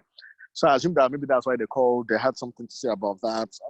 So I showed up and like, hey, they're like, oh, they have a new brand. They wanted to try out and experiment with the new brand, XYZ. And I said, oh, I'm about to leave where I am currently. I already resigned. I had a few more days. So they were talking to the wrong person. Then I would contact one of my other colleagues to come in and talk to them. You know, because I mean, I had not even started yet. And in my mind, there was no way that a bank would give me a brief. So I did not even consider it. I didn't even try to get the brief. I did not even jump on it. I was going to start with my 1 or 2 or 3 small clients and build up from the ground. So when I mentioned to Lydia, I was leaving where I was working. So they needed to I'll call one of my colleagues, for the next meeting and all of that. The reaction in the room was like, yes, everybody was happy. I'm like, I don't understand. They're like, they had been talking about me for a few weeks or months, and they were hoping that I was leaving to start my own practice because they were willing to experiment with a new brand and give it to me. And based on everything they knew about me, see what I would do with it. I was like, I mean, so they said to me, this project is way overdue, long overdue. We're behind. And I said to them, yes, I leave my current job in 1 week. Yes, my new agency starts in 2 weeks. But I need about a month to set things up to be able to start with you guys. And they were like, we're happy to delay our project by another month as long as you be the one handling it. Wow. And for me, that was crazy. That's amazing. Like, how do I start? And my first client is a bank. Like, how? So, I mean, so the point of what I'm trying to say is, it was a journey. They didn't just start because someone said, no. I created awareness. Oh, this is what I'm about. This is who I am. This is what I do. This is what I'm going to do. I built their interest by the small snippets I've sent to them. And the truth is, I learned this habit of giving before receiving a few years earlier. So many, many years ago, actually, I worked for a very great man. I did everything for him. That's when I started my career. I did driver, cleaner, washerman. I was his PA. So I did every kind of service I could to always be in his presence, to go everywhere with him because I was trying to build my network, right? So I can remember on a certain day, he was going to speak at an event. I drove him as usual. We got there. I mean, he's a great, very fantastic guy, much more older than I am. So anywhere we go to, he introduce me as his colleague. And in my mind, I'm thinking, we're not mates. I was just starting my career. At this point in time, he had resigned as the head of HR in a bank some 10 plus 15 years ago, right? So I was like, we're not colleagues, we're not mates, we're not even friends, like you're my boss.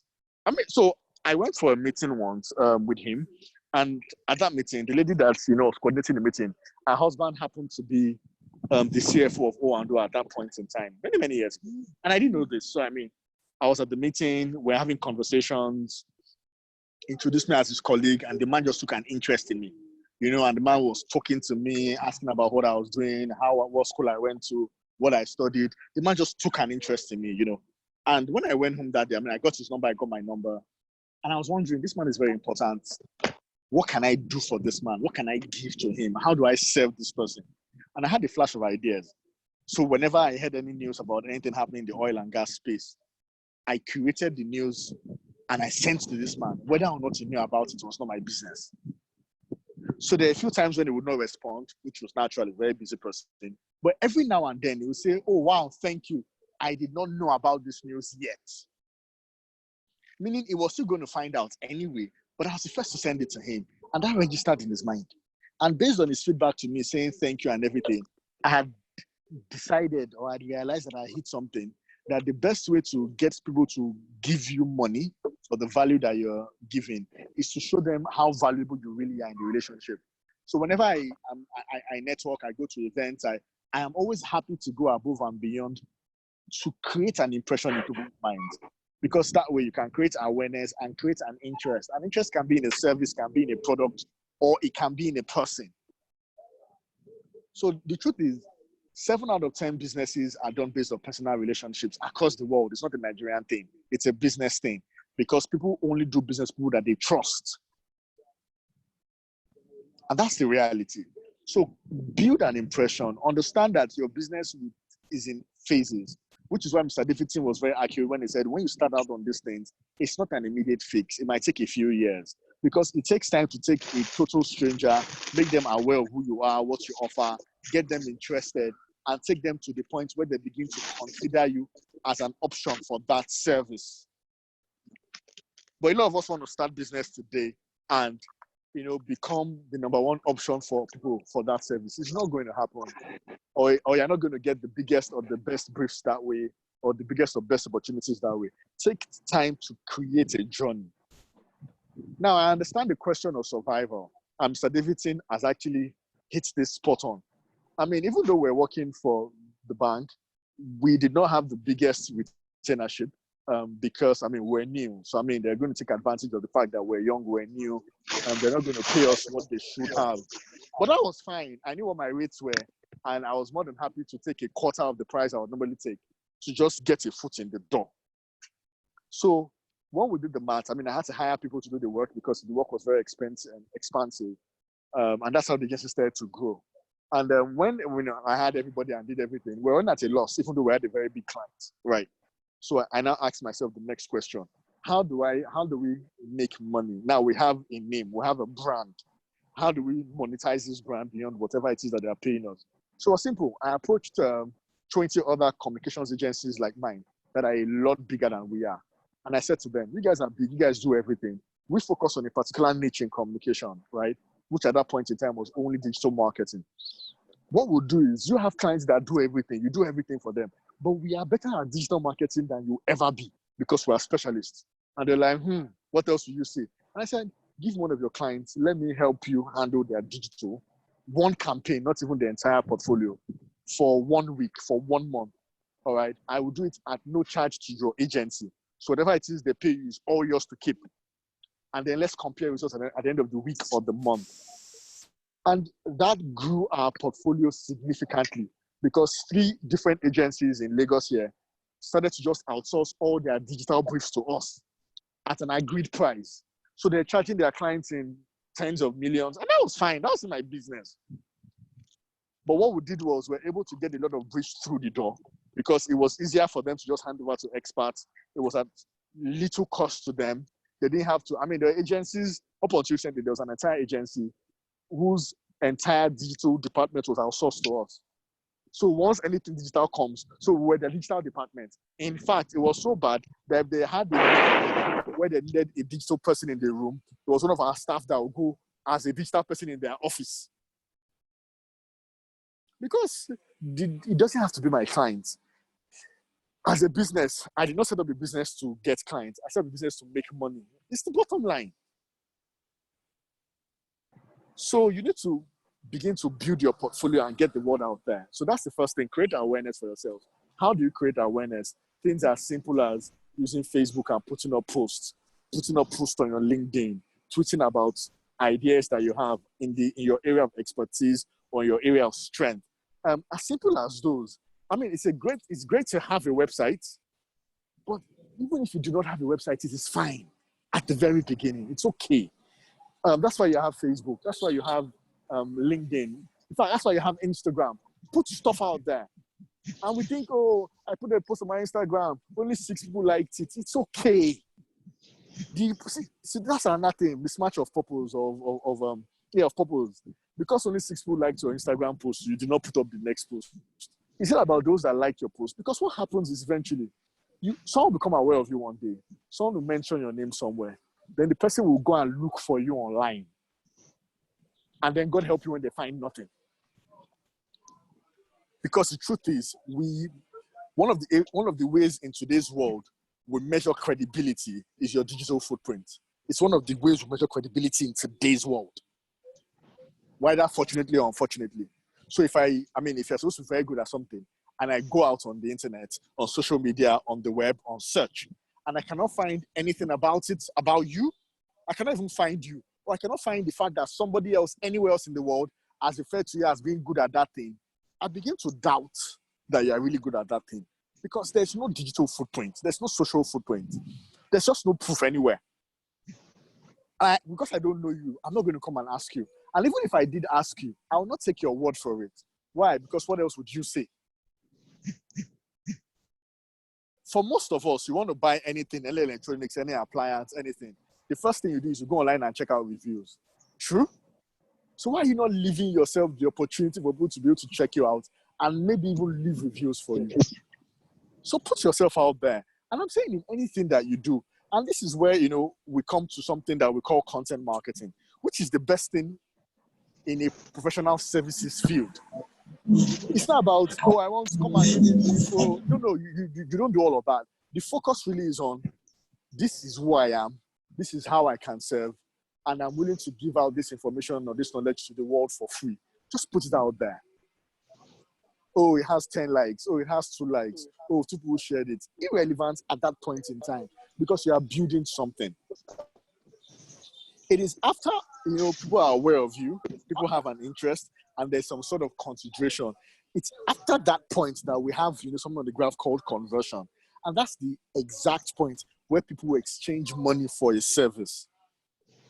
Unfortunately, the number one reason why most small businesses fail is not that they don't have customers. See, that's weird. It is because they don't retain the few customers that they ever get a chance at.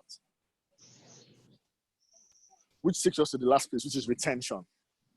Many years ago, I ran an NGO of some sort when I was in university. It was a volunteer service, a faith-based volunteer organization, right? So people volunteered to join. It was faith-based. It was based on our faith based on our faith, as it were. I'm a Christian, sorry. Apologies. No, it's fine. I'm so sorry for whoever wants an apology. I've given you a head. I'm mindful not to offend anybody deliberately. So I on audition, I noticed something then, right? Because we always took our attendance, took our membership very seriously. I always used to track and measure at the point in time when I was president, right? And I realized something, that over a period of time, let's say our average membership was about 100, maybe for about a year, close to a year. I was privileged to run the organization for about 3 years. So that really helped me to measure. And I sat down, we always, we always keep records of everybody that comes as a first timer. So I asked the secretary then, you know what, let's add up everybody that's been in first timer, that's joined us as a member in the last 3 years. I came up with a number of 2,000. And it was weird because it was 2 today, 5 tomorrow, 10 the other day, 3 year, 2 year. We didn't know that we had 2,000 people walk in and say to us, I'd like to join you. So I was asking, so why have we, and before those 2,000 came through the door, we're about 100. So 2,000 people had joined us and we're still about 100. Of course, in the initial set of 100, some had left, some had joined. It was a mixed crowd. I was like, so what's the problem? And that's when it occurred to me that for growing organizations, the biggest issue is not that people don't come. People come because people always want to try something new. So it might just be a random test. So you get one agreement that is absolutely unimportant, that comes from nothing. I didn't know how to explain this, that the money is a percent or a Miaga sum that doesn't make any difference. But see, the key is diligence and doing the work properly. The key is diligence and doing the work properly. Because that's how you grow. So you're looking at what will the 5K agreement do for me? My bills are piling. My point is, if you're going to do the agreement, then do it like it was a $500K agreement. Do it like it was a $5,000 agreement. Do it like it was a $500,000 agreement. Because that is what somebody else will present somewhere else where they will call for you. So for me, it's really two key things to help any business grow. Number one, understand the stage you are in the business. If you are new, your efforts are better served creating awareness for your business. After a period of a few days to a few weeks, begin to, spin out things that will generate interest. The idea I can give, because I was a part of this, is we all remember sometimes almost 2 years ago when Sterling Bank started this thing that we call Bank Wars, right? It was simple. Sterling Bank had been around for a bit. Around for a long time, actually, for 30 plus years, yeah. But not as Sterling Bank, as the different banks that merged to become Sterling Bank. So, yeah. So, a lot of us are aware there's something called Sterling Bank, but that wasn't enough. We needed to stir up and create interest. And that was the entire reason why there was something called Bank Wars. Now, don't get me wrong. I'm not saying ruffle the waters, or I'm not saying do the wrong things. That's not the point.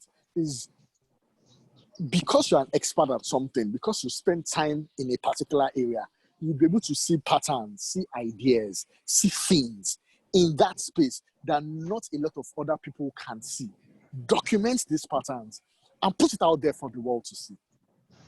Document your thoughts. A lot of us are scared that if you put your ideas out there and people will steal it, you're not going to do anything with the idea. Let them steal it. But let it be on record that it was your idea. I don't know if that makes any sense.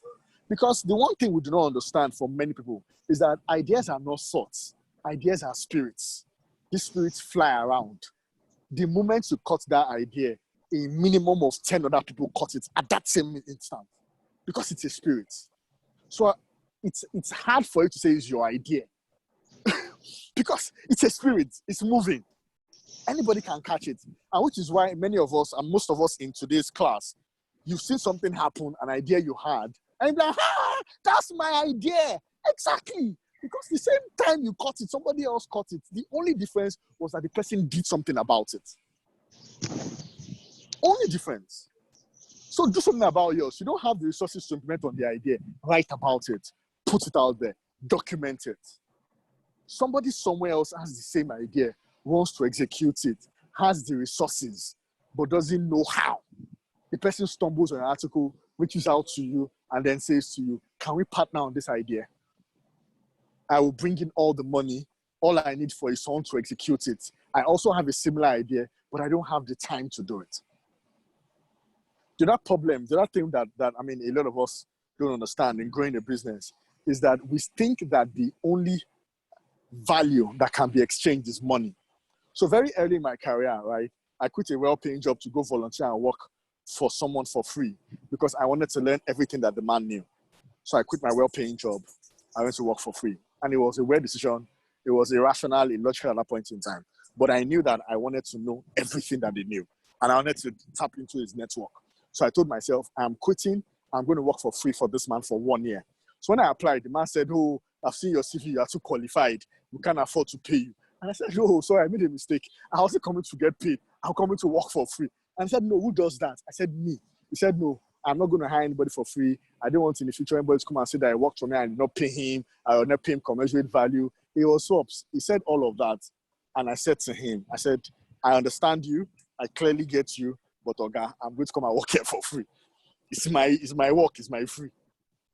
It was like, no, he's not interested. So what I did for the first 3 months is I wake up every day and resume in the office and just sit down at reception. For 3 months, he won't answer me. He will go in, I'll be there. When it's closing in the evening, I'll be there. I was like, so one day he came to me and said to me, you think you are stubborn? In my mind, I said, you have no idea. We die here. Honest, true story. And I did it for 3 months. At some point, I got my big break when they were working on the project. They were struggling. They were trying to sell a product, right? And they were struggling to sell that product. And I noticed because I was always around them, always in their reception, always in the office area. So one day I picked up the business line and I made a few calls on their list because they had a database that they were trying to sell to. And I think I called 10 people and I sold to 7. And within 1 hour, 4 of them paid. And the guy came out like, what? I've been making calls for weeks. The whole team has been making calls for weeks. We only got 3 people to pay. You've made calls for 1 hour.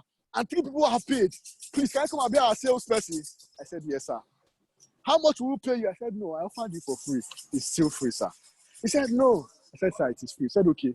I came at the end of the first month. He came to me and gave me an envelope because he didn't have my account details with my salary. And this was many years ago when the accounts were not such a big thing. And I took the money, went to the company's account and paid the money back in. And I sent him a text or a note saying, I told you I came to volunteer for free. It wasn't a gimmick to get in the door. And I was like, why? I said, because I want to know everything you know. By the time you are paying me salary, I'm staff. Right now, I'm not. I'm a volunteer. I'm everywhere. I can do anything. I can actually dictate my terms. It's fine.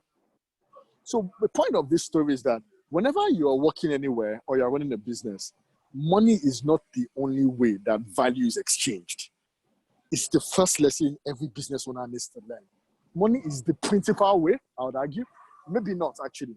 But it's not the only way. You know, one of the things I learned when I was working for him for free, right? It was one day I was going home. I was broke at this point in time. I was tired. I was frustrated. Money wasn't coming in. My parents were upset. That kind of useless work are you working? You know, all of that, right? So, I mean, one day I was going home and I was very angry with myself. I was actually very angry with God. I know I have to round up very soon. And something dropped in my heart. You know, there's this scripture in the Bible that helped me to clarify this thing. You know, it says that in all labor, there is profit. And I said, hey, so am I not making money?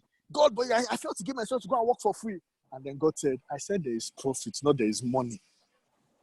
I said, So I said, I asked her researching, what's the difference between profit and money? Profit is an increase in something. It's a multiplier effect. It can be in almost anything. So I sat down and said to myself, going forth today, in every job I will do, every business I will run, what are the areas that I can profit? The first was money, definitely. The second was knowledge. The more people I interact with, the more people I do business with, the more I know about certain industries. So knowledge was number 2. The third was wisdom, which is different from knowledge. And knowledge is what you know. Wisdom is the insights you get that gives you ideas that you can leverage on to give different results. And they're 2 different things. So there was money, there was knowledge, there was wisdom, and there was time.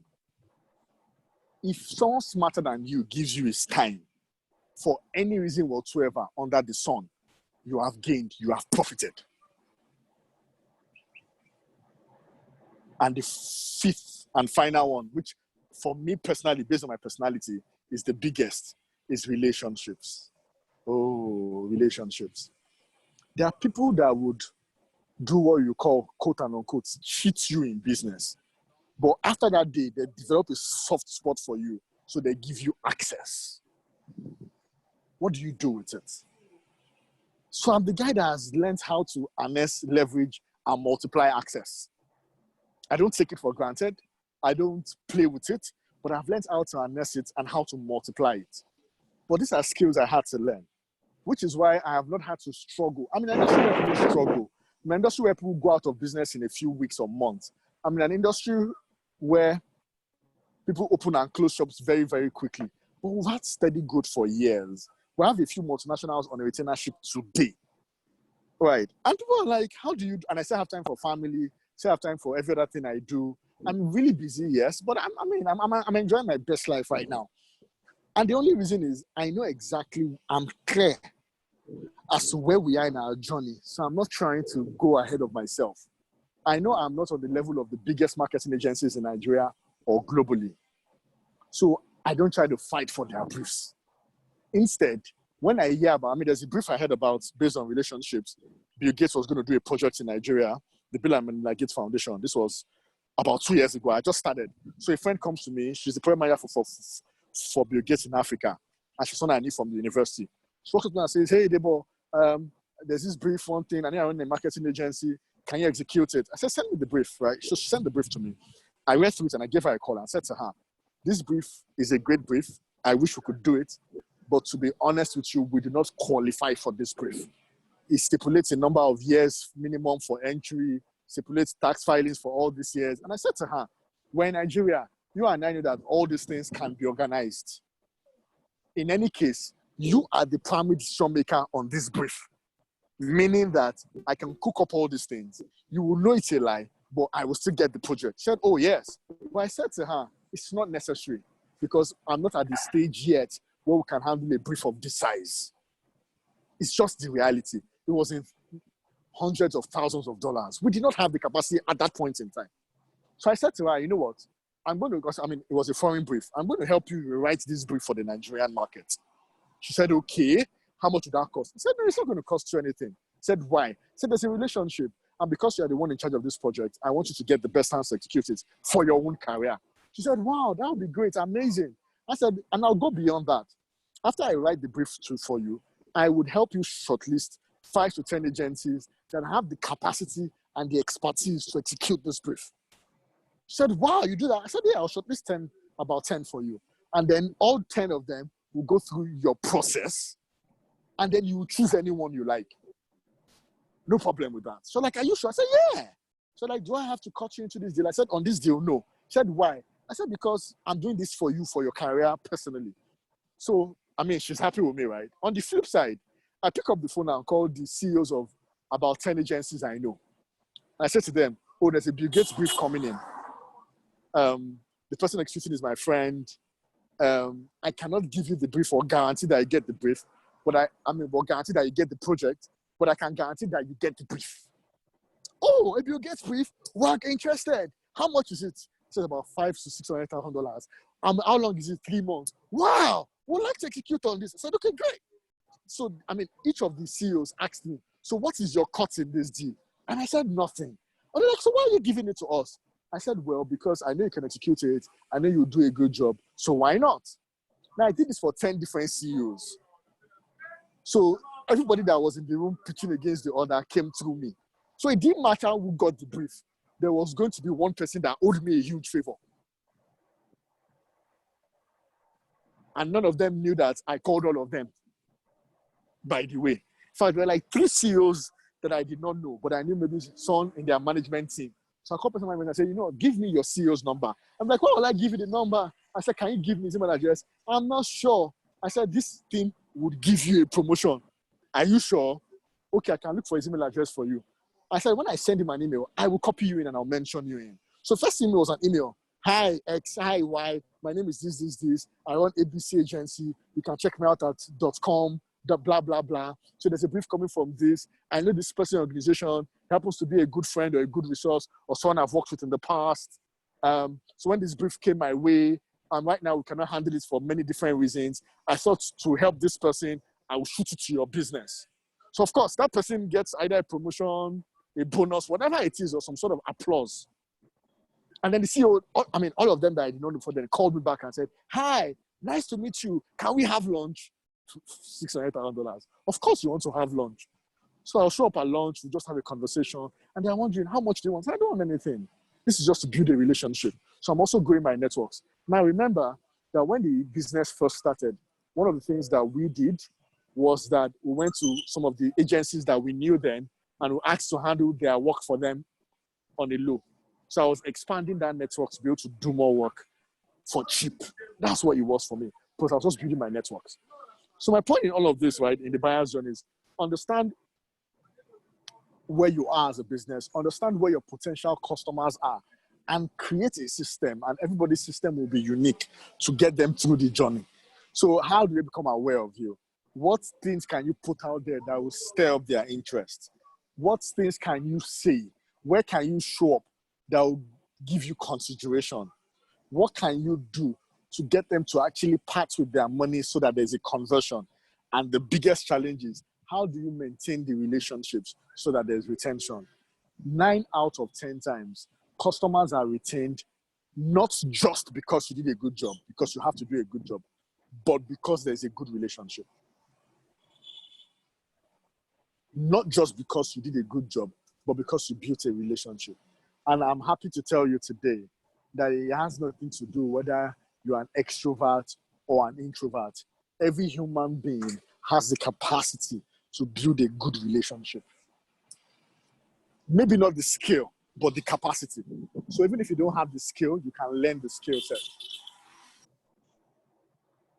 So it's a process.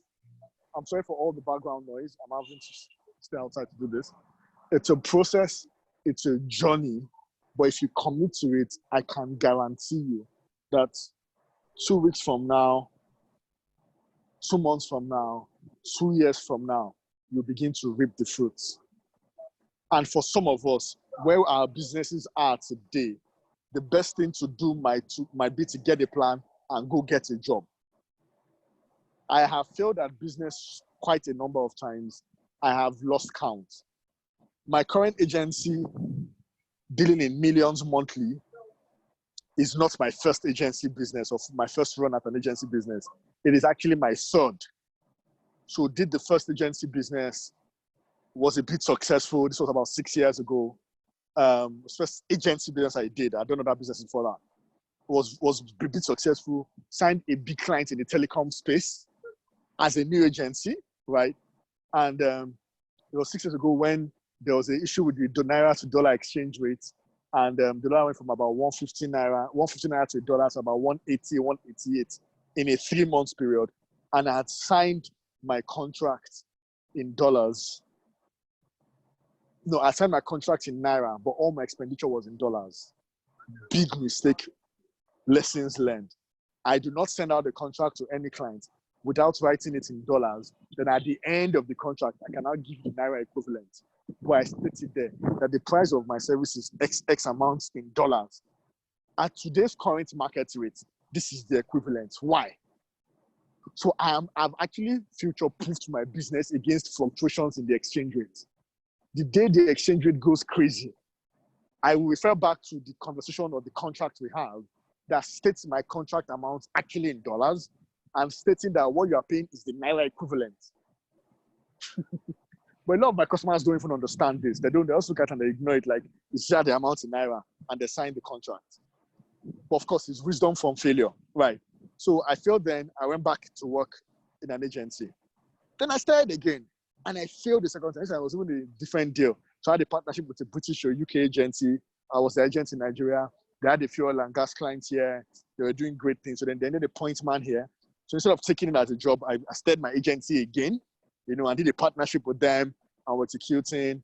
And then for some reason, the deal went south, right? So, I was a one client agency. We lost that one client.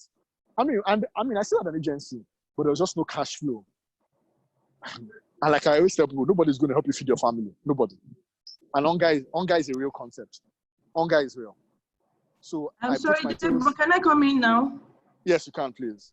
Okay, so I just wanted to pause you for a while and also ask people to send in their questions.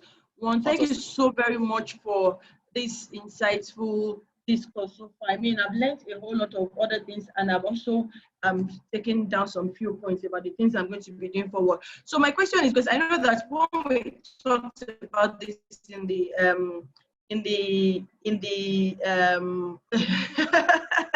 okay, somebody saying that my head is exploding here.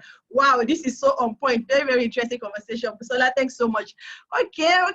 Thank you, people too. But again, like I would always say, it is in the doing. It is in the doing. Knowledge acquisition is not enough. New is in the doing. It's in the doing. That's what we need to do now. Okay, so like I was going to say that so when we talked about this in the community, that we wanted to have this client acquisition strategy session, and we wanted to talk about how to acquire clients, and also marketing. A lot of people had also said, "Oh, make the discussion cover digital marketing." So that was why I said, "Okay, let us bring the digital marketing guru." So I think people at this point will be eager to hear about digital marketing, because for us as lawyers, not everybody understands this, and not everybody may have the time. But I feel that it's important that if you actually want to know it, you should go all out to learn about it. But can you just share with us how we can market not just ourselves, but our services, online? What digital tools can we use, and how can we use them effectively to our advantage?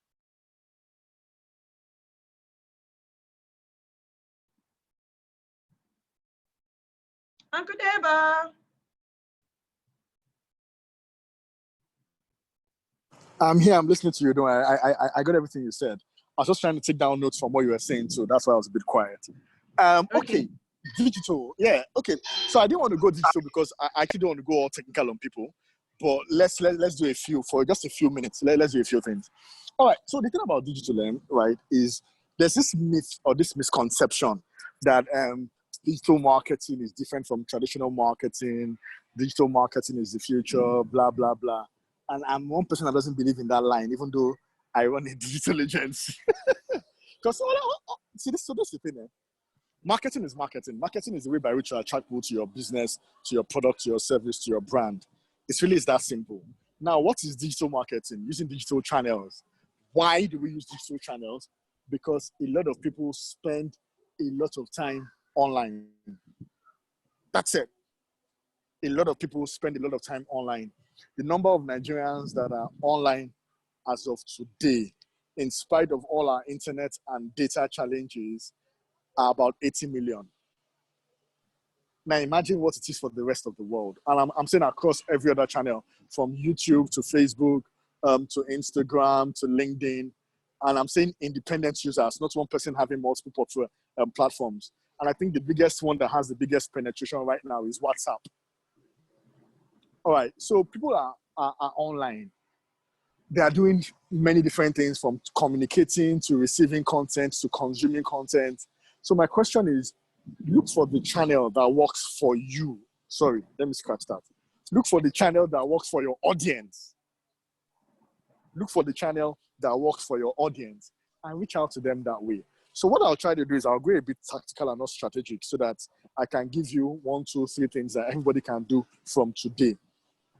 The critical thing about marketing is content. That's why we say content is king. How do you create awareness? By telling people what you do.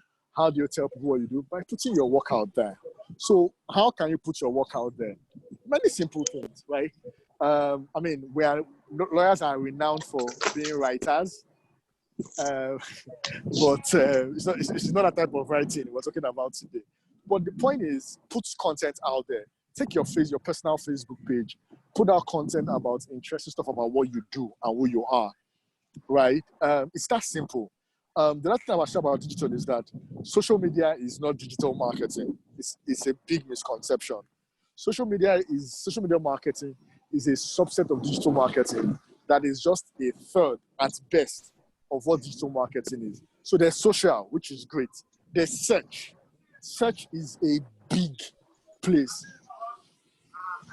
Statistically in the world right now, the first reaction to new information by over 70% of the adult population in the world, of people that have access to the internet, is a Google search. Meaning, once anybody gets a wind of any thought, any idea, any concept that is strange to them, foreign to them, or that they do not properly understand, the first reaction by over 70% of us, and our first instinct, is to do a Google search. So how can you position your business on search? There are strategies for making sure that when people search for something on Google, they find you for the thing you want them to find you for. I know many of us are not aware that when you do a search on Google, it's whatever Google gives you. So it is authentic, it is organic, it is original. Foul. There are people like us that dictate the things you see on Google depending on what you search for. So there's social media, which is great. There's search, which is amazing. And there are more than one way to put your business out on search.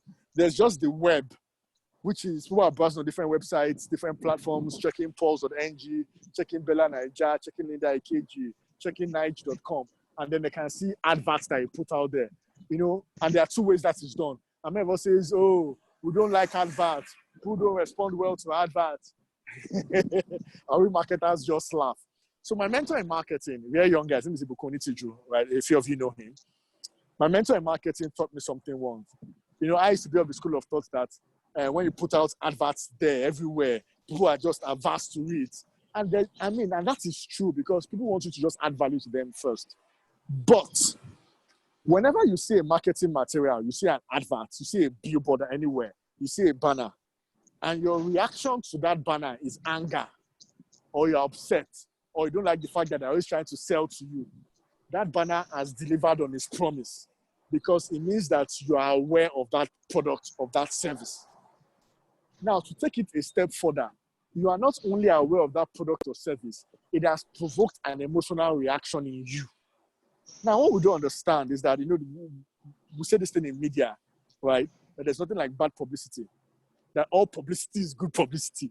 Because as long as there's publicity and something goes viral, there's awareness. What a lot of people do not understand about that concept is that it also works with your emotions. Either you like something or you hate something. As long as you have an extreme reaction towards something, the chances are that you've accepted that thing. It's called the law of exposure in marketing. All right, so put something out there, put it up on social. Find an expert to help you put something out on search. Put something out on the web for people to see. Put something out on chat, in chat applications. The biggest right now is WhatsApp. There's Telegram. A lot of us used to know something called Viber. There's still the BlackBerry Messenger, alive but almost dead. So there are a lot of ways where you can put out content. And of course, on your own website, if you have one, you can create a blog and just put out your thoughts, put out your ideas, put out your strategies.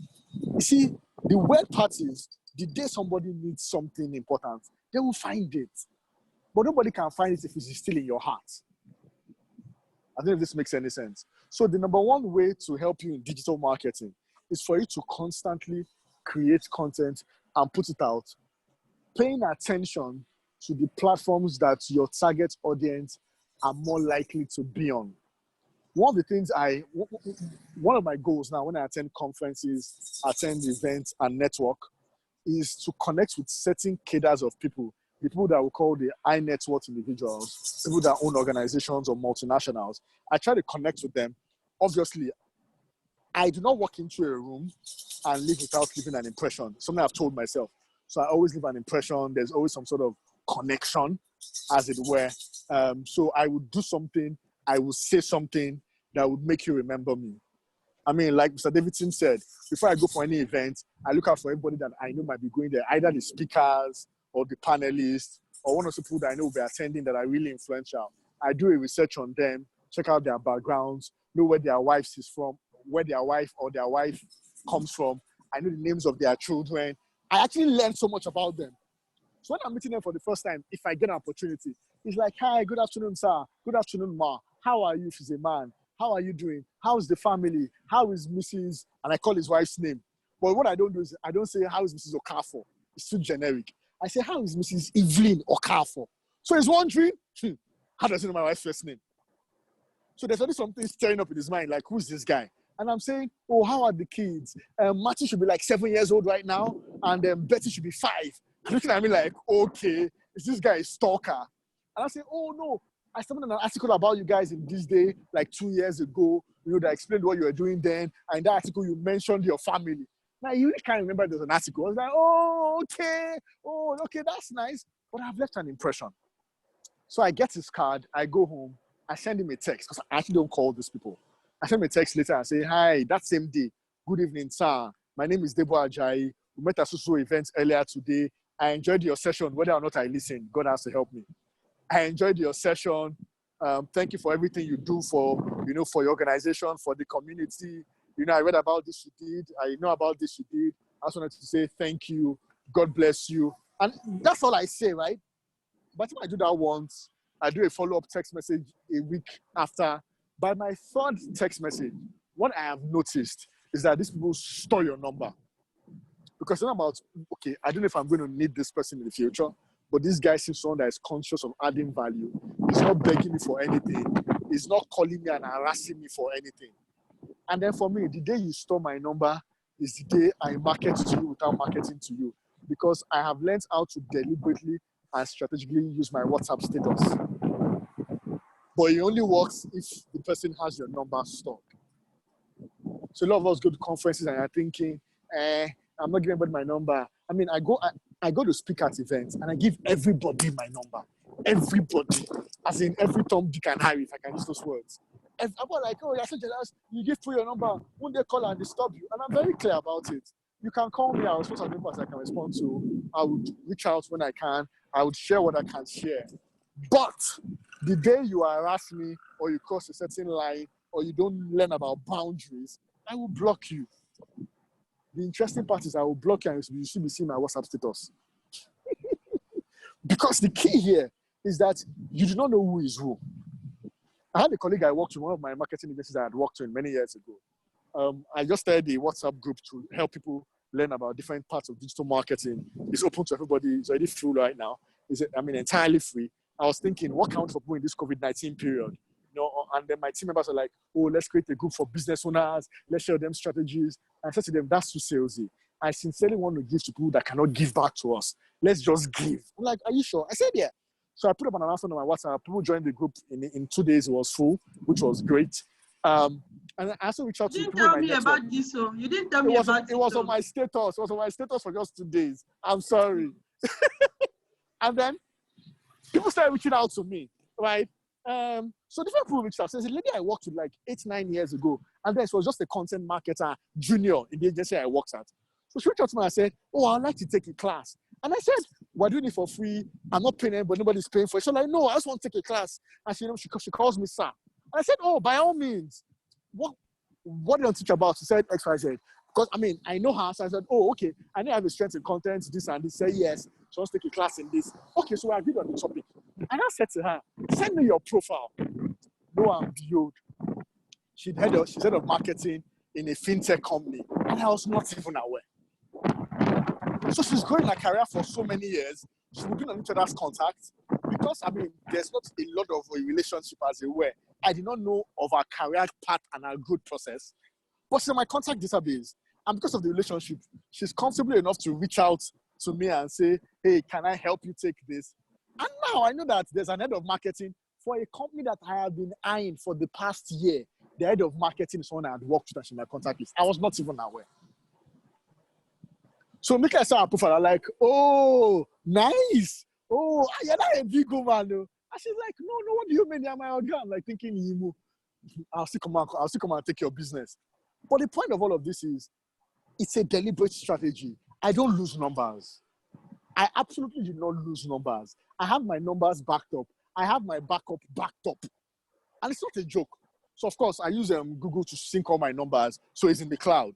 I download my number from Google every now and then, and I email it to my 6 or 7 different email addresses. And I do this minimum quarterly. So as I update my contacts, I back them up. At some point, I used to write down every number I had, and I still have that book. So there are numbers that I have from when I did not have a smartphone. Because you don't know who is going to be somewhere else tomorrow. You just don't know. And there's a scripture for it. In the morning, cast your seed. In the evening, do not withhold your hand. For you don't know the word to prosper, either this or that. You don't know. So do what you can. So when it comes to marketing, you don't have to be an expert. Use what you have today. When there's a free opportunity on Shaw Academy, there's a free webinar, learn all you can.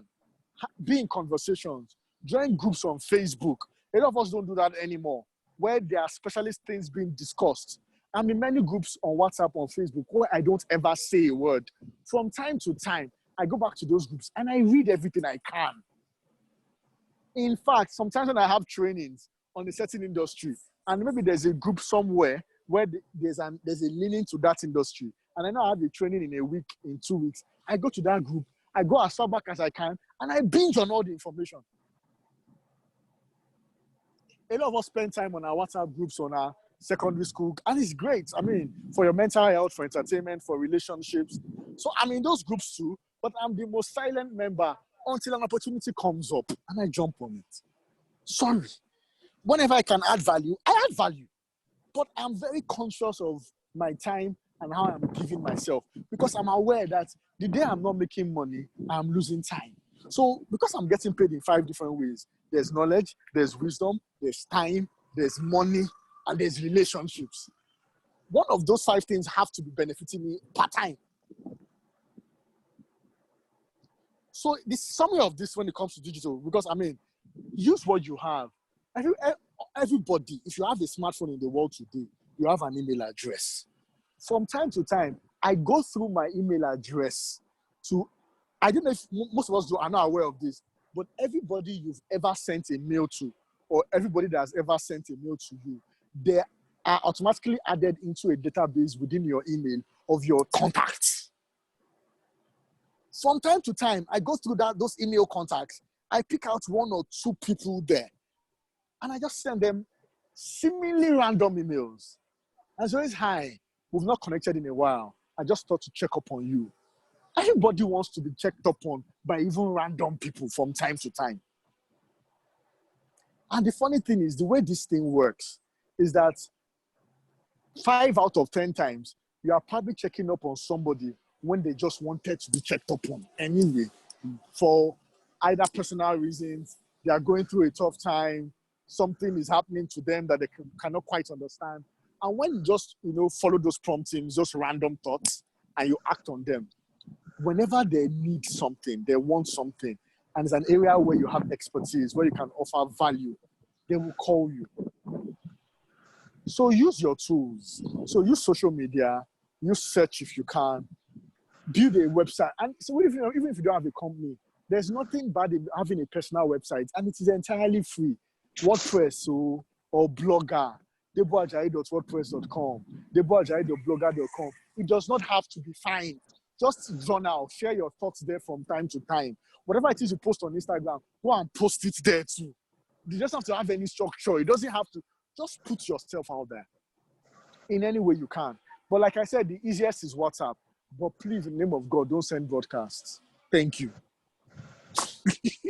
Use your status. Okay. Thank you, Busola. I hope I've answered that. Thank you. Yes, then I think that some of us are also on LinkedIn and Instagram.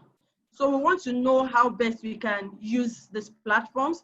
And then if we are also looking at, and then some of the feedback we got today, some people were talking about trying to build their email list, and they are taking training on that. So how best can people build their email list?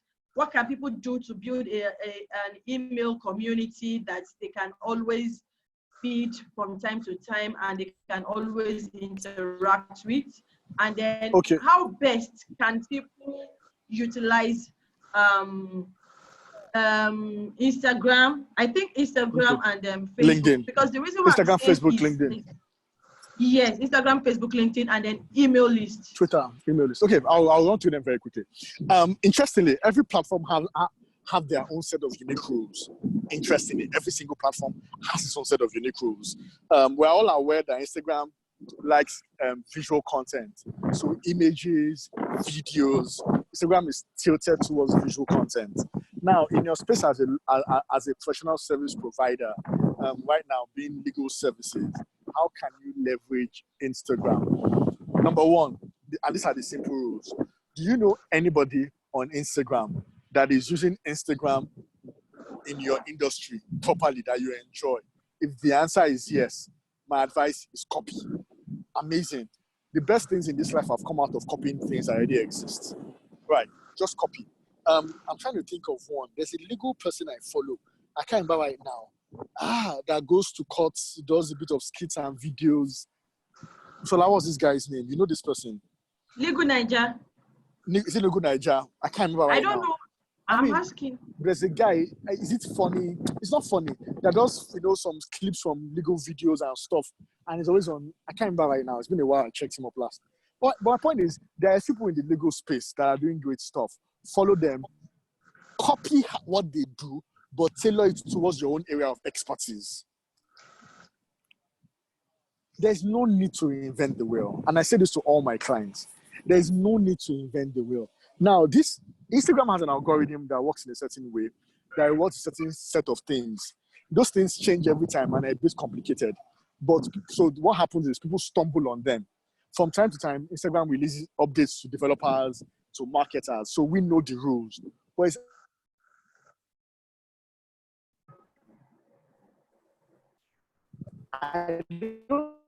so please look for anyone within your space that is doing something great on Instagram and copy it. But the few things to know about Instagram is use visual content.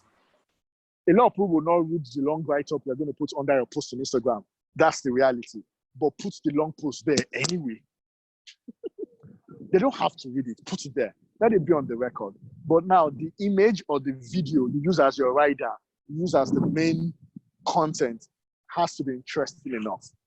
So one of the things I do currently, right, either on my business page or sometimes my personal page, I'm not a very social person online. God has to help me because it's what I do for business. It's like, okay, so right now in this COVID-19 period, one of the things I've been working on is different technology tools that would help you work from home easily. Because what a lot of people are not saying is that beyond these 2 weeks of the ban, we are going to have challenges with COVID-19 for a few more months, most likely through the rest of this year. Now, it doesn't mean we're all going to catch it, or that's not it. It means that the effects, we'll keep feeling the effects in our workplaces, in our offices, in our businesses. So one of the things myself and my management team have already decided is that COVID-19 or no COVID-19, one of the things that we are doing now is that we're working remotely, and somehow it is working. So we're going to transition some of our staff to work remotely permanently. Why? As we grow, we don't need to expand our office space. Right? So based on all the things I know, research I've carried out on different countries, for Instagram, one of the things that we're working on right now that I'm going to put out there on our Instagram pages is the technology tools you can use to work from home. And there are simple things that everybody knows. So we'll put Zoom there. We'll put your smartphone there. Who doesn't know you can't use your smartphone or you can't use Zoom? Use Google Slides or use PowerPoint.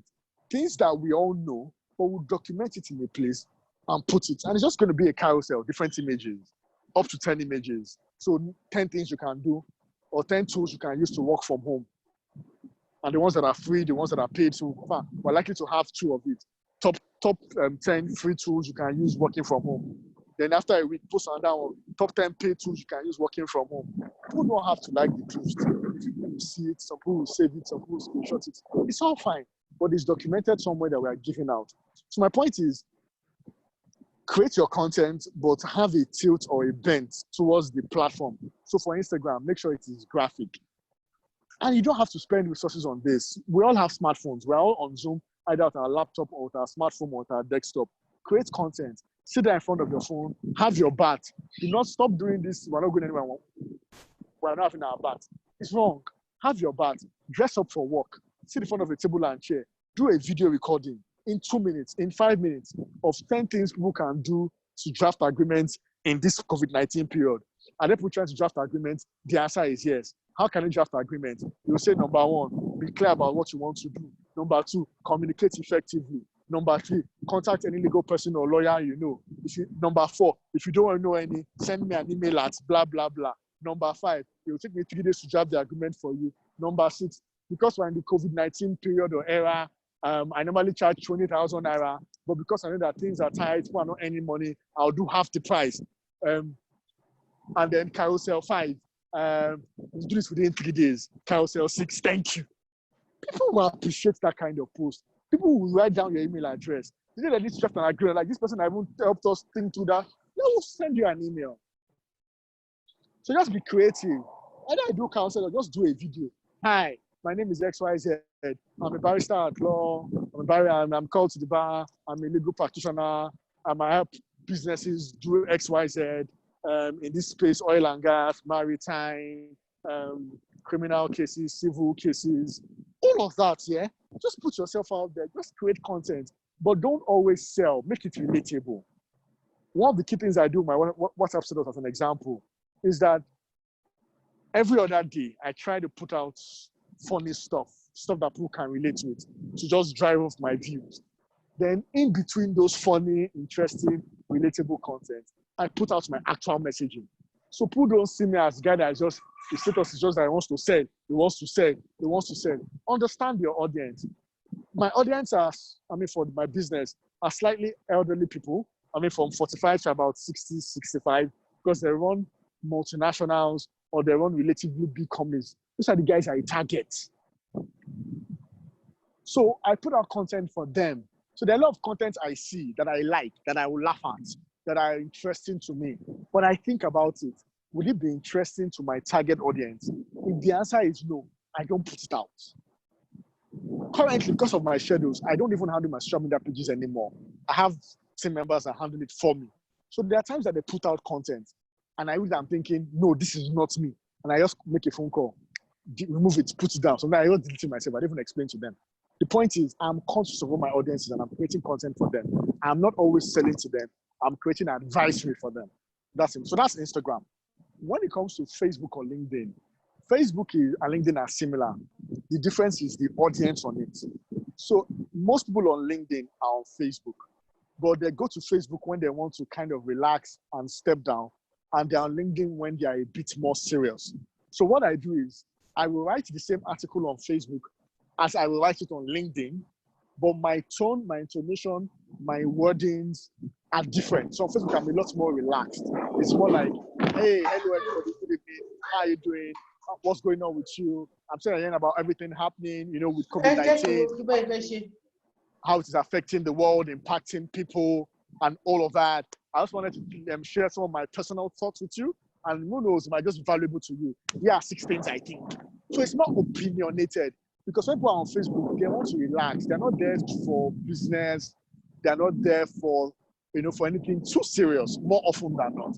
So I share my ideas in a very relaxed, informal way. Now, I will take the exact same article to LinkedIn, but I will rewrite it to be a lot more professional. I'll go, hi, over the last 2 weeks, I've done a bit of research, about COVID-19. And based on my research, here are some of my findings. The same thing I said on Facebook. On Facebook, what I said was, hi, how's your day going? Here are some of the thoughts based on some things I've noticed. So please read this. It will help you relax and it'll give you a fresh perspective. That's Facebook. On LinkedIn, it's more like I've carried out a research. I won't use the word research on Facebook. I'll say things like, here are my findings. I won't say that they are definite. They are my findings. They are my opinions. They are my thoughts. But I would present them more formally on LinkedIn and more informally on Facebook. So I don't know if that helps with the question, Sola. Okay, thank you. I don't know if we have other questions. Somebody is raising his hand here. Please ask. Don't raise your hand. Ask. Please ask a question. No, please don't just raise your hand. You can unmute yourself and ask your question.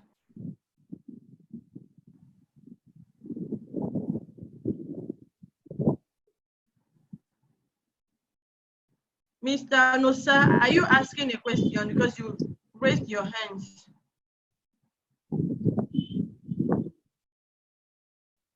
Hello, everyone. Good afternoon. Hi, good afternoon.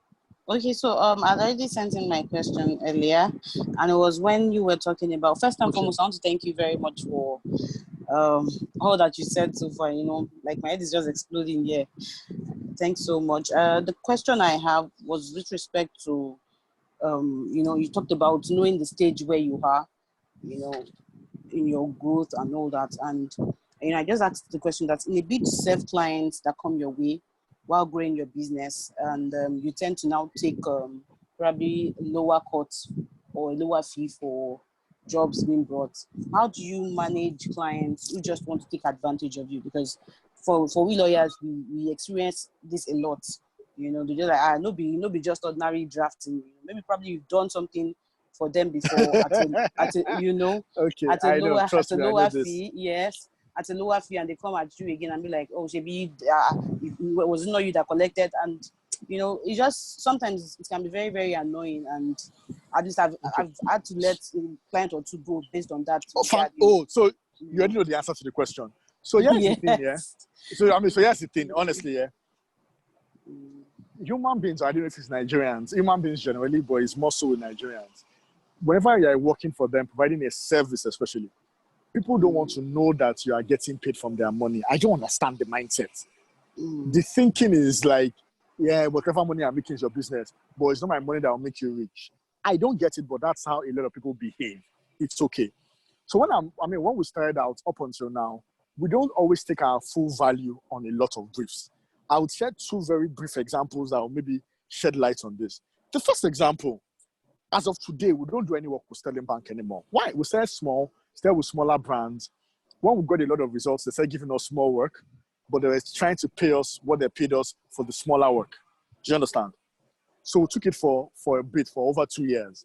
But recently, sometimes early this year, some things came up, they had new briefs, they doubled our briefs, and then let's keep our retainership at the same level. And I said to them, no, this is not possible, And then, one of my friends, over the years, I've built relationships there. One of my friends there came and said, oh, it's a ploy, it's a plan. They want to kick you out. There's a new marketing guy that just resumed. He wants to bring in his own people. I said, oh, that's fine. Because, I'm trusting God for my friends to also go to places, and hopefully they'll bring me in. So it's not personal. So, but I mean, it's okay for you to kick me out. It's not okay for you to double or almost triple my work and try to give me less than the amount of money I was earning. You see that too? I mean, and even if you wanted to do that, there's a way to do it. So I said to them, you know what, we can't take this amount. Unfortunately, I mean, it doesn't cover the cost of the service we're offering. And I'm always very clear. You know, and they went back and forth and everything. I said that if we don't take XYZ, we'll lose the brief. And I went to the business and said to them, I'm more than happy to lose this brief. Is it going to impact on my business? Yes, it will. Will I be happy to lose the business? No, it won't. But we're at a stage where we cannot continue to do business with you. In fact, we cannot go forward doing business under these terms. So we lost the accounts. And it was fine. I wasn't upset. We didn't fire anybody. Everything was good. I mean, it was not a great period for us financially because we had to balance the books again. We had made projections based on their revenue, but it was okay, right? So, but I mean, I stayed friends. We did not, you know, part in any way that was bad or wrong or, you know, funny. That was it. And then a few weeks later, one of their heads reached out to me and said, oh, you know, you're doing some social stuff for us before. We really like the work. It's just because of, you know, the way things are right now, and it's okay. But can you come and help us with our SEO search? And I said, okay, that's fine. We'll do that for you. So they asked for a proposal, sent in the first proposal, asked for a different proposal, sent in the second one. Then they asked for a third different proposal on SEO. And I said to them that we do not have the time or the resource to do a third proposal right now. There's no question you have that is not in either of the proposals we've sent to you prior to now, or that I cannot answer either via email or via phone call. We're not going to invest time in doing another proposal. And I thought she was looking like, because in their minds, we're desperate because we're just lost the business, right? So we're desperate to get the business or any other business back from them, which was true. So, okay. So, I mean, but the woman we're interacting with knows a bit about SEO. She and I have been in a few meetings in the past where we had discussed SEO. So I knew what she knew. I knew where our knowledge stopped. And we had questions where she had said to me, oh, okay, you are a lot more advanced on this SEO thing than I am. I appreciate that fact. So I knew exactly what I was dealing with and where we were. So it was not a problem. You know, so like, okay, fine. I have a few questions. I was like, shoot. So she kept sending me a series of emails asking questions about SEO. And everything I answered, everything I was answering. Till it got to a point where she was asking about what I consider to be a trade secret. So like, oh, so how are you going to do XYZ for us? And I said, we will do XYZ for you. She now said exactly how. I said, we have tools, we have partners, we have a bit of things that we used to do it. Can you share your tools with me? And that's when I said to her, no. She now said, are you not desperate to get this business? I said, yes. So why don't you just share with me what you do? And I said to her, I'd rather do it for you for 1 to 3 months for free so that you can see what I can do. I'd rather go that route than share with you what I consider to be trade secrets. So like it's SEO, there's no big deal. There's nothing there. Everybody knows this thing. And I said, then if everybody knows it, then we are not useful to you. Straight up. So like, is it that you're not interested in this business? And I said, we are interested, but not under the current terms. Thank you very much. And that was the last email we exchanged on the whole SEO matter. And it is okay. My point is, when people are taking advantage of you, look at them, look at the business, look at what you can gain. Because my perspective of it is, I can gain 5 different things. I look for a way to gain one of the 5 in a way that is not harmful to me. But if I cannot find any way where I can gain any of the 5, I am more than happy to part with that business. So I think that's the answer. You need to know where you have a line that should not be crossed. So there have to be healthy boundaries. So there are clients I don't work for anymore. These ones are even paying me money, but they are disrespectful to either my business, to my staff, or to me personally. I don't appreciate that. Because I'm not just trying to make money. I'm trying to build something and it's going to last for a long time. There's a certain way I want my team members or staff to be treated. So if I have a client that is very abusive, either towards me or towards my member of staff, unjustly, that's what I would say, I've always walked away. Always walked away. I'll just come and say, you know what, we're sorry. We can't do this right now. And it's not always because I'm big, I'm proud. No, I'll give you 100 good reasons. I'll look for a reason. Oh, we can't do this right now. We don't have the resources. We can't do this right now. We don't have the manpower. We can't do this right now because we might spoil the relationship. we can't do right now at this current price. And 9 out of 10 times when I have turned the client down because they're not willing to pay what we wanted them to pay, 9 out of 10 times, they've always come back to pay what I wanted them to pay the last time. And then what I always say, and this is my own personal philosophy, if I give you a price X and you turn it down because you don't agree that it is enough value, it is not worth that X, when you come back, your price becomes Z, which is X plus Y. I call Y the price of foolishness. But the fact that you came back tells me that you need me. So there's always a factor. There's a factor I add to my price that is an increase. I'm sorry. And I'm more than happy to walk away a second time. I don't know if that helps to answer your question. So, I mean, it's okay for people to take advantage of you as a growing business, but there has to be a line. There has to be a boundary that nobody can cross. Family, friends, business associates, whatever it is, there has to be a line of self-respect. That's what I call it. So I have businesses that I would rather do things for free than charge them under certain circumstances. I mean, this whole COVID-19 thing, I have a few clients in the hospitality industry. I do stuff for a few hotels, a few travel agencies. So for one of them that has been very good to us, our partnership is not big at all. It's really small, but she's always paid on time. We never really had any issues with her about the retainership. So when everything happened, I reached out to her and said to her, you know what? Because of COVID-19, your industry is one of the hardest hits. So we know that it's going to be tough for you. So as our contribution to help you keep afloat, we'll keep offering all the services we offer to you, all at no charge. Now, I'm not saying that you will pay later when business is good. I'm saying that for this month where travel is suspended, there's no revenue for you. For those months, we'll keep doing the exact same service at zero charge for as long as it takes. And I said to her, if at any point we cannot continue for any reason, we don't have the resources, we don't have the manpower, we don't have capacity, I will come and tell it to you myself. But going forward, we'll do your work zero charge. The one broke down crying. I wasn't even aware. The next thing I saw was another of my clients sent me the chat I sent to the woman. So the woman had seen the chat, was so excited and ecstatic. She shared it in the community of her friends. Once someone then knew that I was the one handling the account, did a screenshot of the chat and forwarded it back to me and said, God bless you. And I'm like, no big deal. Do I want the money? Yes. Do we need the money? Yes. But I'd rather do that than come to a place where I'm negotiating our services like it is pepper or pure water. No.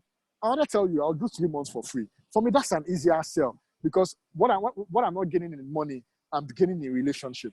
Because, I mean, it's a service. There's no point in time at which there will not be a mess up. We will make mistakes. We're humans. My guys make a mistake. I will make a mistake. But how have I earned your trust beyond those mistakes? How can I buy you the relationship and the loyalty? This is the way. So consciously do it. And I think what makes it more interesting is that except myself and the management team, no other person on the team knows that all the work for these clients is free, which means that the value of the work or the quality of the work will not drop. Thank you. That's so much. Draw a line and do what you need to do. Don't be taken advantage of, please. Oh, more chats. Do we have any question? Ada or Noble, you don't want to ask any question. I want you to speak. I want to hear your voice. Please talk.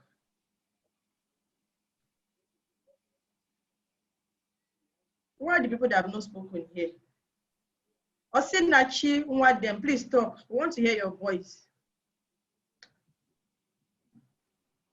Why is everybody's video not on? Why are our videos not on? Please, can we speak? Let's talk. Cynthia, do you have any issues? You were talking about building your email list earlier.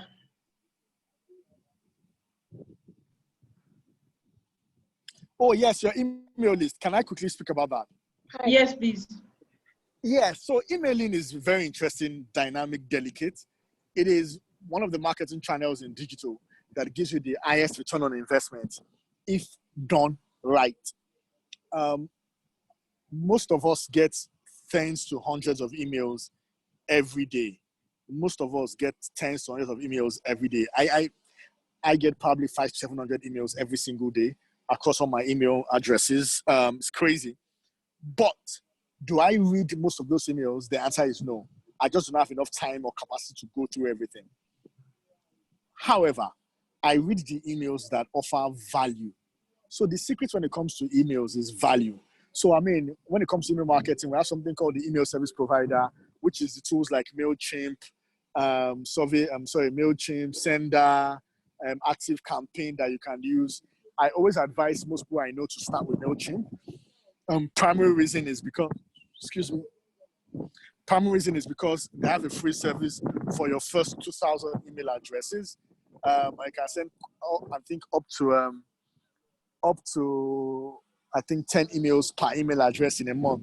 So that's 20,000 emails for free every single month, as long as your emails are below 2,000. Your address email address are below 2,000. So that's a great way to start. But forget MailChimp, forget trying to design emails. Build real relationships with people, right? And then with these people you've built real relationships with, whose phone numbers you have, whose email addresses you have, send real one-to-one heartfelt emails. There is no need, except you have a large database of authentic emails that you collected yourself. Email okay, so sorry, Deborah. Sorry, let me come to that. So I think that, so because again, we have different schools of thought, and some people, so because for me, I have I've tried email marketing and I see that it works to an extent, but I've not been consistent with it, right? Okay, I've not been consistent with it. So, and then I know that it was also, through this email marketing that myself and Ibukun, met. Oh yeah, that's how I met you. Exactly. Oh, funny, that's how I met him too. But a different dynamic, right? Exactly. So people, I think that, and for us who are trying to capture a large market, because again, when you have a pool of say 5,000 people, it's easier to say you will get 100 people from 5,000 people that will buy your product. So if you have that kind of pool, but again, you can't send manually to every. No, you can't. Oh, you can't. Okay, so I was going to get there. So what I was saying is, if you are just starting with emails, don't bother about the tools, about sending large. Start with the few people you have and build consistently. If you have a large database, then use a MailChimp, use a Sender, use an Active Campaign, use a tool that makes it possible. I mean, and there are many tools. I use something called YesWire. YesWire is a very cheap tool. It's about $3 in a month. This is one of my trade secrets. That allows me send emails on my Gmail to up to 100,000 people with one email. So it's a small tool called YesWire. I plug it to my normal Gmail, and I'm able to send my Gmail email to about 100,000 people. So there are many tools out there. Does it work? Does it function like MailChimp? No, it doesn't. So what it does is that it's a software. By the time you download it, you integrate it with your Gmail, for example. And then what it does is, on each email you send in through Gmail, I think you have a maximum of 49 people that you can copy or BCC all together. Now with this tool, per email, you can send up to 10,000. Now what makes it more interesting is that just like a MailChimp or something, you can now customize the emails. So what the tool does is, it takes your normal Gmail and turns it into an email service provider. Okay. It just takes your normal Gmail and gives you all the capabilities of a MailChimp with your Gmail. So you can send hi or hello. All those people that have been looking for their secrets, I found their secrets today. No, there are many secrets. This is one out of plenty. Don't worry. So it's simple. So it's my Gmail. It's my Gmail, right? And because the truth is, if you're going to use a MailChimp, there are techniques to it. You have to be consistent, number one. You have to, structure in a certain way, depending on your content, to get real results. I've tried many different systems and formats for different clients. I've experimented with a lot of money and with small money, and it works. But if you don't have a lot of resources, start small. That's my point. But if you have a good database and you also have the resources to send to a lot of people, by all means, please do. Even if these people are cold, so they don't know you, you don't know them, there are a few tricks to make them open your emails, make them read it, and make them fall in love with you. Number one, your header or your subject, what we call our headline, your subject. Is it personal? Is it interesting? Is something I want to read? The truth is, up till today, 7 out of 10 people will open every email whose subject promises them a way where they can make more money. Till today, 7 out of 10 will open it. Now, if they now open it, which is always the first thing, get them. The first thing is, let's make sure it gets into their inbox, number one, which is why we use tools like MailChimp. There are many tools out there. Many of them are very cheap, but a lot of them would not deliver to the inbox. It will go to either spam or promotions or social, if it's a Gmail. If it's a Yahoo, to go to spam. And many of us do not see or read our emails in promotions, in socials, or in spam. So why spend any amount of money and you're not even going to get into the inbox? Which is why we advise the bigger email service providers like the MailChimp, like ActiveCampaign, or like, there are private ones that a lot of the banks and insurance companies use. There's one called Netcall, right? They're a lot more expensive.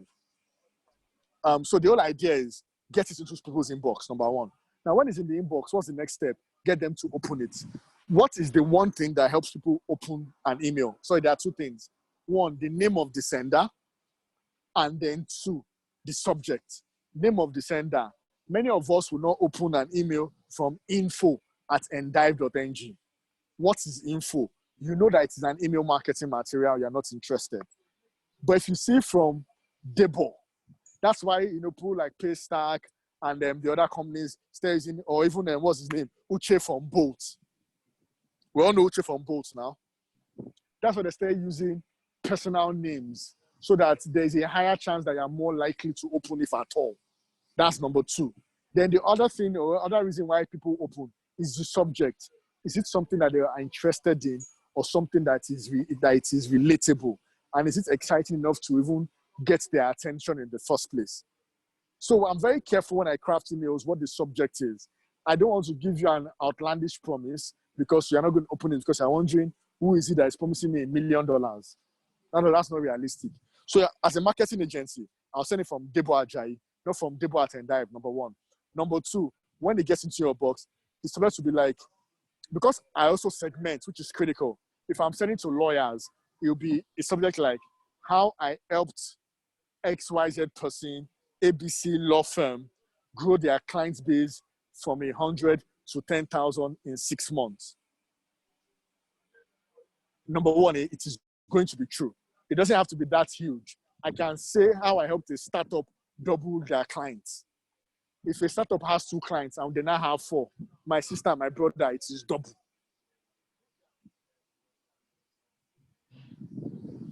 And all I did was get them 2 clients. So it has to be honest, but it has to be something that will get them to even click on it. So that's the first stage, get into the inbox. Stage number 2, use either the sender name or both the sender name and the subject to get them to open it. Number 3, let the contents be honest, straightforward, and relatable. Speak in first person. Speak like you are talking to a friend. That's usually the secret of email marketing. Busola, how you met Ibukun was through email marketing. Remember that he was just speaking about his life, his experiences, very relatable and very personal. These things still work. I'll tell you the story of me and Ibukun later. Busola priced it privately. I'll tell you the story personally. All right, but and today is my mentor, straight up. It's not a friend, it's a mentor. So that's where it is, right? So when it comes to email marketing, pay attention to the small things. Use tools if you can afford it. Learn about tools. Google it. Just search on what tools to use for my email marketing. You'll be shocked about what you find. And if you can't afford what you find, then change your search parameter. Google free tools to use for my email marketing.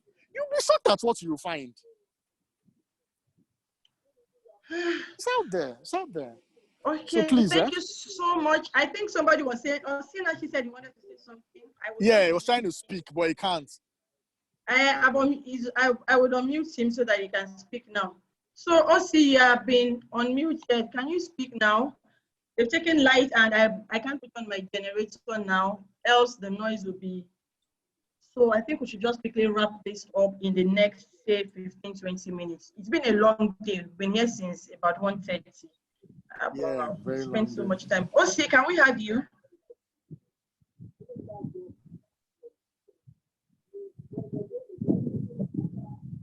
Or who else wants to say something? You want to share a comment? You want to ask a question? You want to say thank you? Please feel free to speak. Can we? So that we know that we are still here, because I don't know, maybe some of us just left our computers or our phone and we are elsewhere, we are not listening. So can we know that people are still here? I'm right here. I'm here. Okay, Aureolu, I know Morenike is here, but let's hear from other people. Osinachi, are you speaking? You hear me? Yes, we can hear you. Yeah. Yes, we can hear you, Osi. Yes. Good evening, everybody. Hello. Good evening. Yes, I think I really enjoyed the webinar so far. Thanks to Davidson and Debo. The question is for Debo. I just started my blog sometime in March. Can you hear me? Fantastic. Yes, I can. Okay, so it's been an exciting period so far. Sharing my thoughts on my newfound niche in construction law. Yes. Fantastic. Yes. I've actually made some posts, but I just discovered something not quite long ago, and it seems to me that several new bloggers also had it, something like a blog. I don't know if you have a blog. And it started when I read the SEO requirements for word counts for a blog. Okay. Yes, that they said it's about 1,760 words for a blog. And I noticed that my blogs have been between 2,000 to 2,800 words. But I also noticed that I tend to discuss several topics. The topic had several topics inside, and I discussed several topics. And I noticed if I had broken them down, probably I would have had a lot to talk about the subtopics. It would have formed a very good one, but it would have still given me enough content to take me every week. And so because of that, I've had a pause on publishing my posts. So I want to find out, because I had to make my research, and I discovered that some bloggers, some very successful legal bloggers, when they started, they also said they had the block because they had to discuss a topic, and irrespective of the fact that they would have broken it down into subtopics. So they had to discuss trying to meet up the SEO and blah, blah, blah. An advice one gave, he said that we should lead by example. Ìwọ ló ń parọ́ látẹ̀kan, ló ń parọ́ látẹ̀kan. Gbé kinní kan. Can you hear me? Yes, I can hear you. Okay, so the advice was forget about the SEO requirements, and break your posts, your topics into series of about few hundreds, between 500 to 800 or 1,000. And that way you can have topics for every week, so that you don't leave interested readers stranded. So because they don't have content. Do we stick to the SEO for the starters, or do we just do our thing, breaking it down? Exactly. So okay, great. Two things. When you're starting, just do your thing. Yes, it's great to have SEO in mind. Yes, it's amazing. But when you're starting, just do your thing and flow. The other thing about SEO that a lot of people are not conscious of is that the rules change from time to time. So all the rules that you're working towards might not even be the rules in 6 months' time.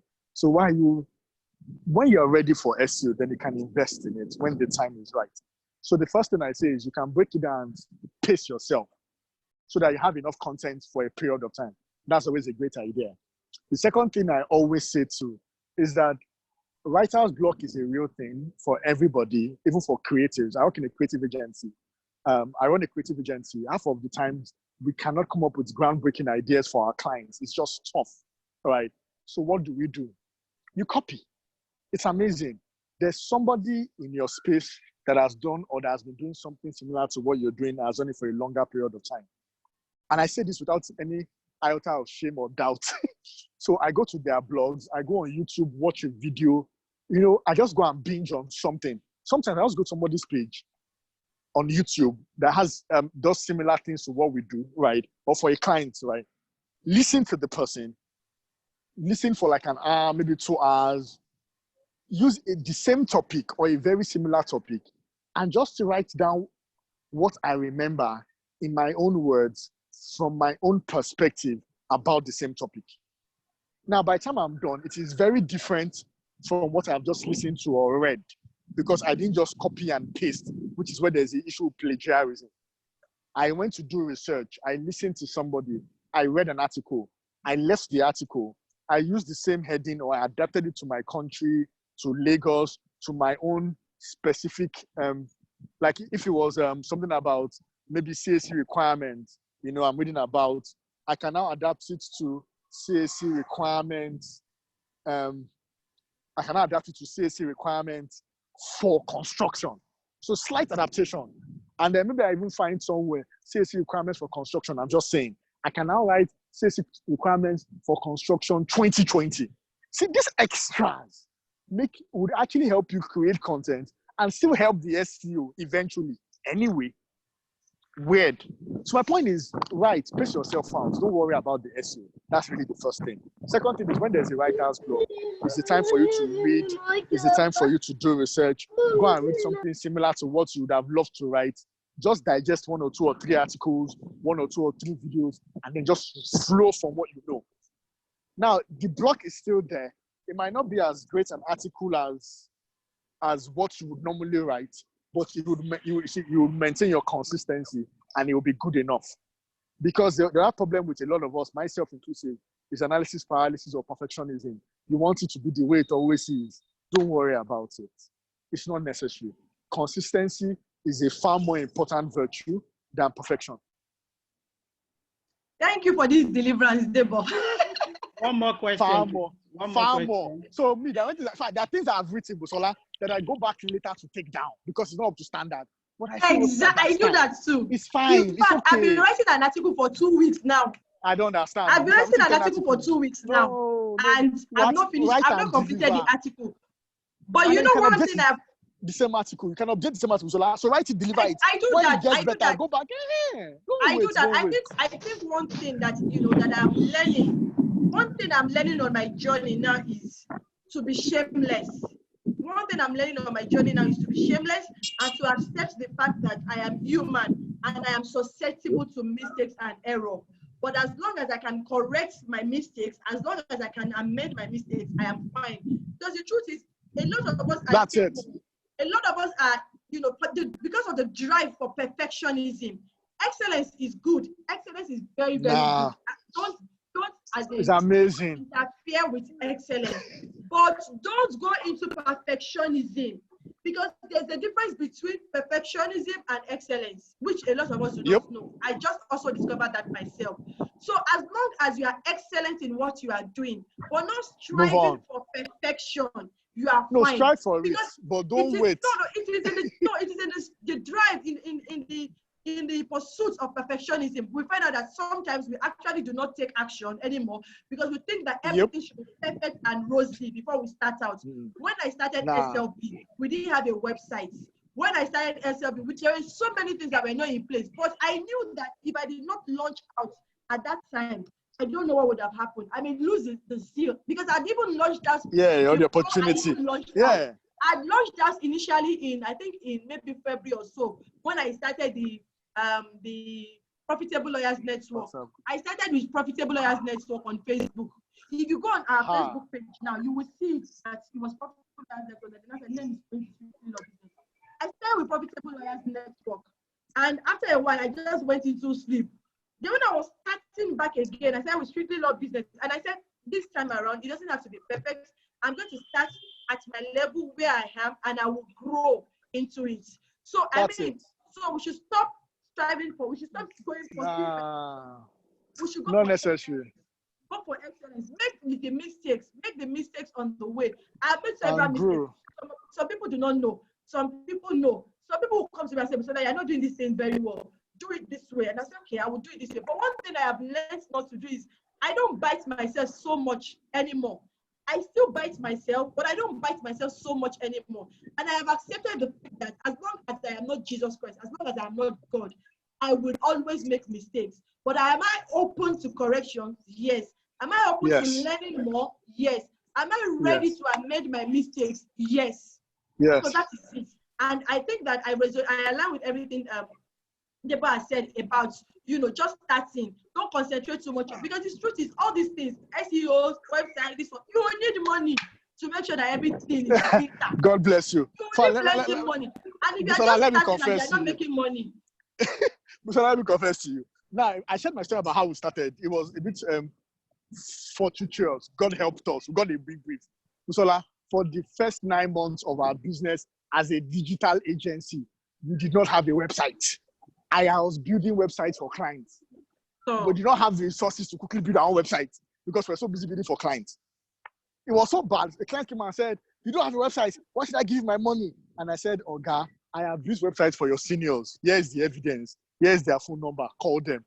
If you don't have money, say you don't have money. Don't ask me for my website. Is it my website you want to do your own business?" The man was just laughing. I said, "But it's true." What's because my team kept on asking me, "Let's wait. Let's not take any work. Let's quickly do our own website." And I said, at the end of the month, we won't pay salaries. So at the beginning, will I tell you that you would, because we did our website? No. So we did the website for the first, and when we did the website, I hated the website absolutely. Like I hated it. But it was you know what, we cannot continue like this anymore. We do website sharp in one day. Say something there, it's okay. In fact, the current website I do not like. Funny, that's where I am. But we shall have websites. It's okay. So the point is, keep improving it. Keep doing good work. Keep being excellent. That's the thing. I will never put out mediocre work, but I don't wait for it to be perfect. Never. I'd rather not do the work than put out mediocre work. That is not a conversation to be had. Because that's, you say you're not feeling fine. You say, let me just put out something. That's the one that your helper will now go and see. God forbid. I think Mr. Oduru wants to say something. Yes, please, sir. Oh, sorry. You know what? I didn't even know that my mic was unmuted.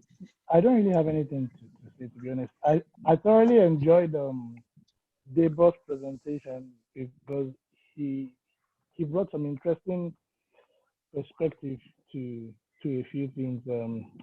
Bearing in mind that, like Busola had said earlier on, that it is the application of all of this information that would actually help us.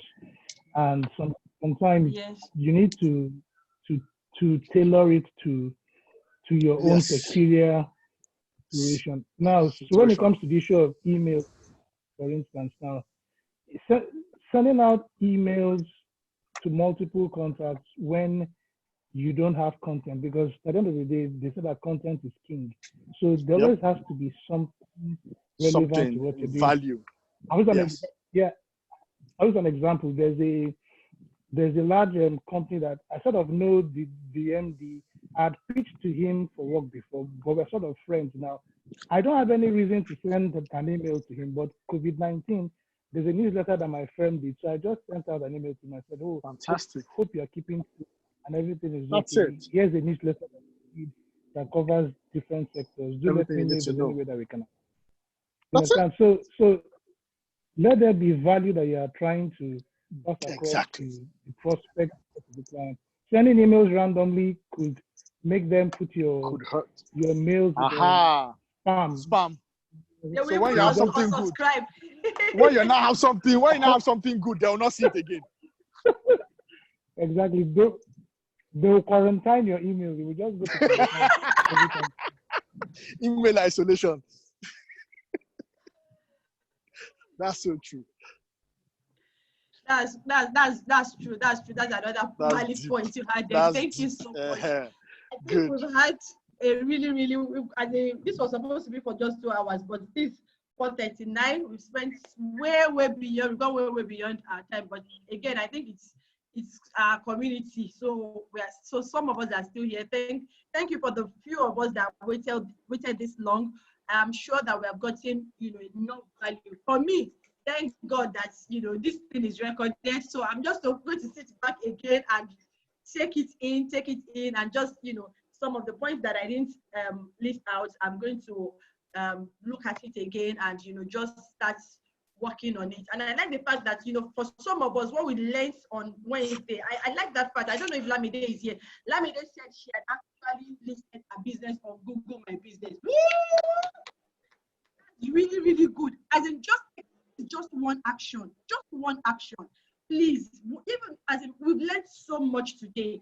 It is just one action you would take from all that we have learned today. So that at the end of the day, our efforts, your data that you even spent in, showing up will not be in vain, and then you would have moved a step forward from where you used to be, and, you are a better person. So thank you so much to everyone that waited till this hour. Thank you so much. This learning session, there's just one more to go, and that will be the end. But that one will be coming up very, it will be coming up sometimes next week, and this one is going to be like the baba of everything. But let's see how it goes, Sha. But it's going to be a good one, and it's a virtual summit. So we are planning a virtual summit. So this one is not going to be a webinar, virtual summit, and the kind of people lined up for this. Okay, I won't say much. Busola, wait. Is it a paid summit? It should be a paid summit. I don't understand. You know, I'm a marketer. It's a paid summit. Let's go now. Let people commit to join in. Nah. Let them commit. Nah. Everybody is going anywhere. It's a paid summit. How much is it? I mean, let's put it out there. There's real value being added. How much is it? I'd like to be there. So how much is it? I'd like to know. So it is, the truth is, it's going to be 5,000. It's going to be a 2 days virtual summit, 2 or 3 days virtual summit. We're not sure yet. We are still speaking with our facilitators. They have confirmed, the attendance, but we just need to adjust time. So it's going to be a paid summit. If you pay now, while we are still discussing, while I'm still talking now, you would get it at 3,000 naira. If you pay now, while on this call, I will give you at 3,000 naira. To say, okay, well, thank you for waiting till this time. If you pay now, I'll give you at 3,000 naira. But if you, by the time we make, yes. Why are you doing this? Let it be 5,000 naira. Okay, so again, for me, of course, value is important, and everybody here knows that SLB gives so much value, and even Busola Jala also gives so much value. Busola, wait. I understand the financial issues. Let me do something for you. SLB community, I'll do something. For anyone that pays for this summit, Busola, please, at 5,000 naira. Yeah? For anyone that pays for this summit at 5,000 naira, here is what I would do as Debo Ajayi. I will give a 1 month free consulting on digital marketing for anybody that pays the 5,000 naira for this summit. I'm not making money from the summit, though. I'm not, but let's support our own. It is critical. So if you pay for the summit, what would happen is you would get a 15 to 30 minutes free strategy call from me of the next set of steps you need to do to take your business to the next level. Beyond the call, I will sit down, analyze your business, help you do an audit, and I will send you a detailed email for free of the things you can do yourself to take your business to the next level. If you pay the 5,000 naira for the summit, that's it. As many people that pay for the summit and reach out to Busola or to me with proof that I paid for the summit, I want your free consulting service for the next steps I can take for my marketing. Free.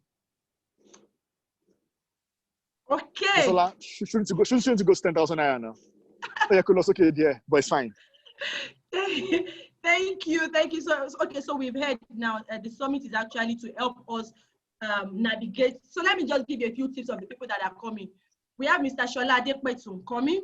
He's going to be speaking with us. We have we have the AG, who is also a professor of law and the Attorney General, the current Attorney General of Edo State, that will also be speaking to us, on how we can navigate our career. Because the truth is, And we'll be speaking about business. We'll be speaking about navigating our career, legal business, and anyone who wants to go into academics, how you can navigate the different things you can do.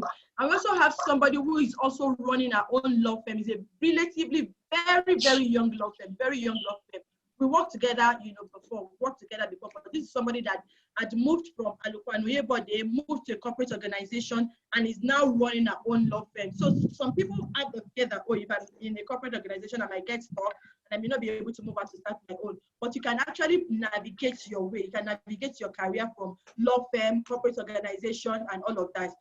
So definitely, you'll be able to get a whole lot of strategy from them. And we're also speaking with an HR professional also that will talk to us, because again, for us in the legal industry, we don't really have this HR, background. HR stuff that, we don't have this HR advisory, except to go out for it ourselves. So we want somebody from the HR, the HR community to come and talk to us as well, and on how we can navigate our careers, because some of us are just doing trial and error. We're just following, as the way the wind blows and all of that. But we need us to know, okay, and like, Mr. Turu has said, that you must have a plan for your career. So these people would help us, can give us, guides and strategy on how we can actually build a solid plan for our legal career. So that's what it's going to be. So if people can liaise with Damilola money for the account details, once you make payments for people on this call, I know the people here on this call. We are 23 participants right about now, and I know everyone that has waited. So we can still give, we can still give people in the community also access. Maybe for one reason or the other, they couldn't wait till the end, but we'll give them priority too. So if you're interested, the virtual summit is next week. It starts from I think Thursday or Wednesday. So that's what it is about. So thank you everybody that's waited this long. Thank you so much, Mr. Oturu and Mr. Ajayi. You guys get Thank you, Busola. Thank you, Mr. David and Mr. Debo. I am very grateful. Thank you for honoring our invite and going over Thank and you, beyond, going above and beyond. So much, everybody. Thank you. So you can unmute yourself and say, well done. Well done. All right, thank you, everybody. Thank you. Bye. Thank you, Mr. Deba. Thank you. Well done. Thanks.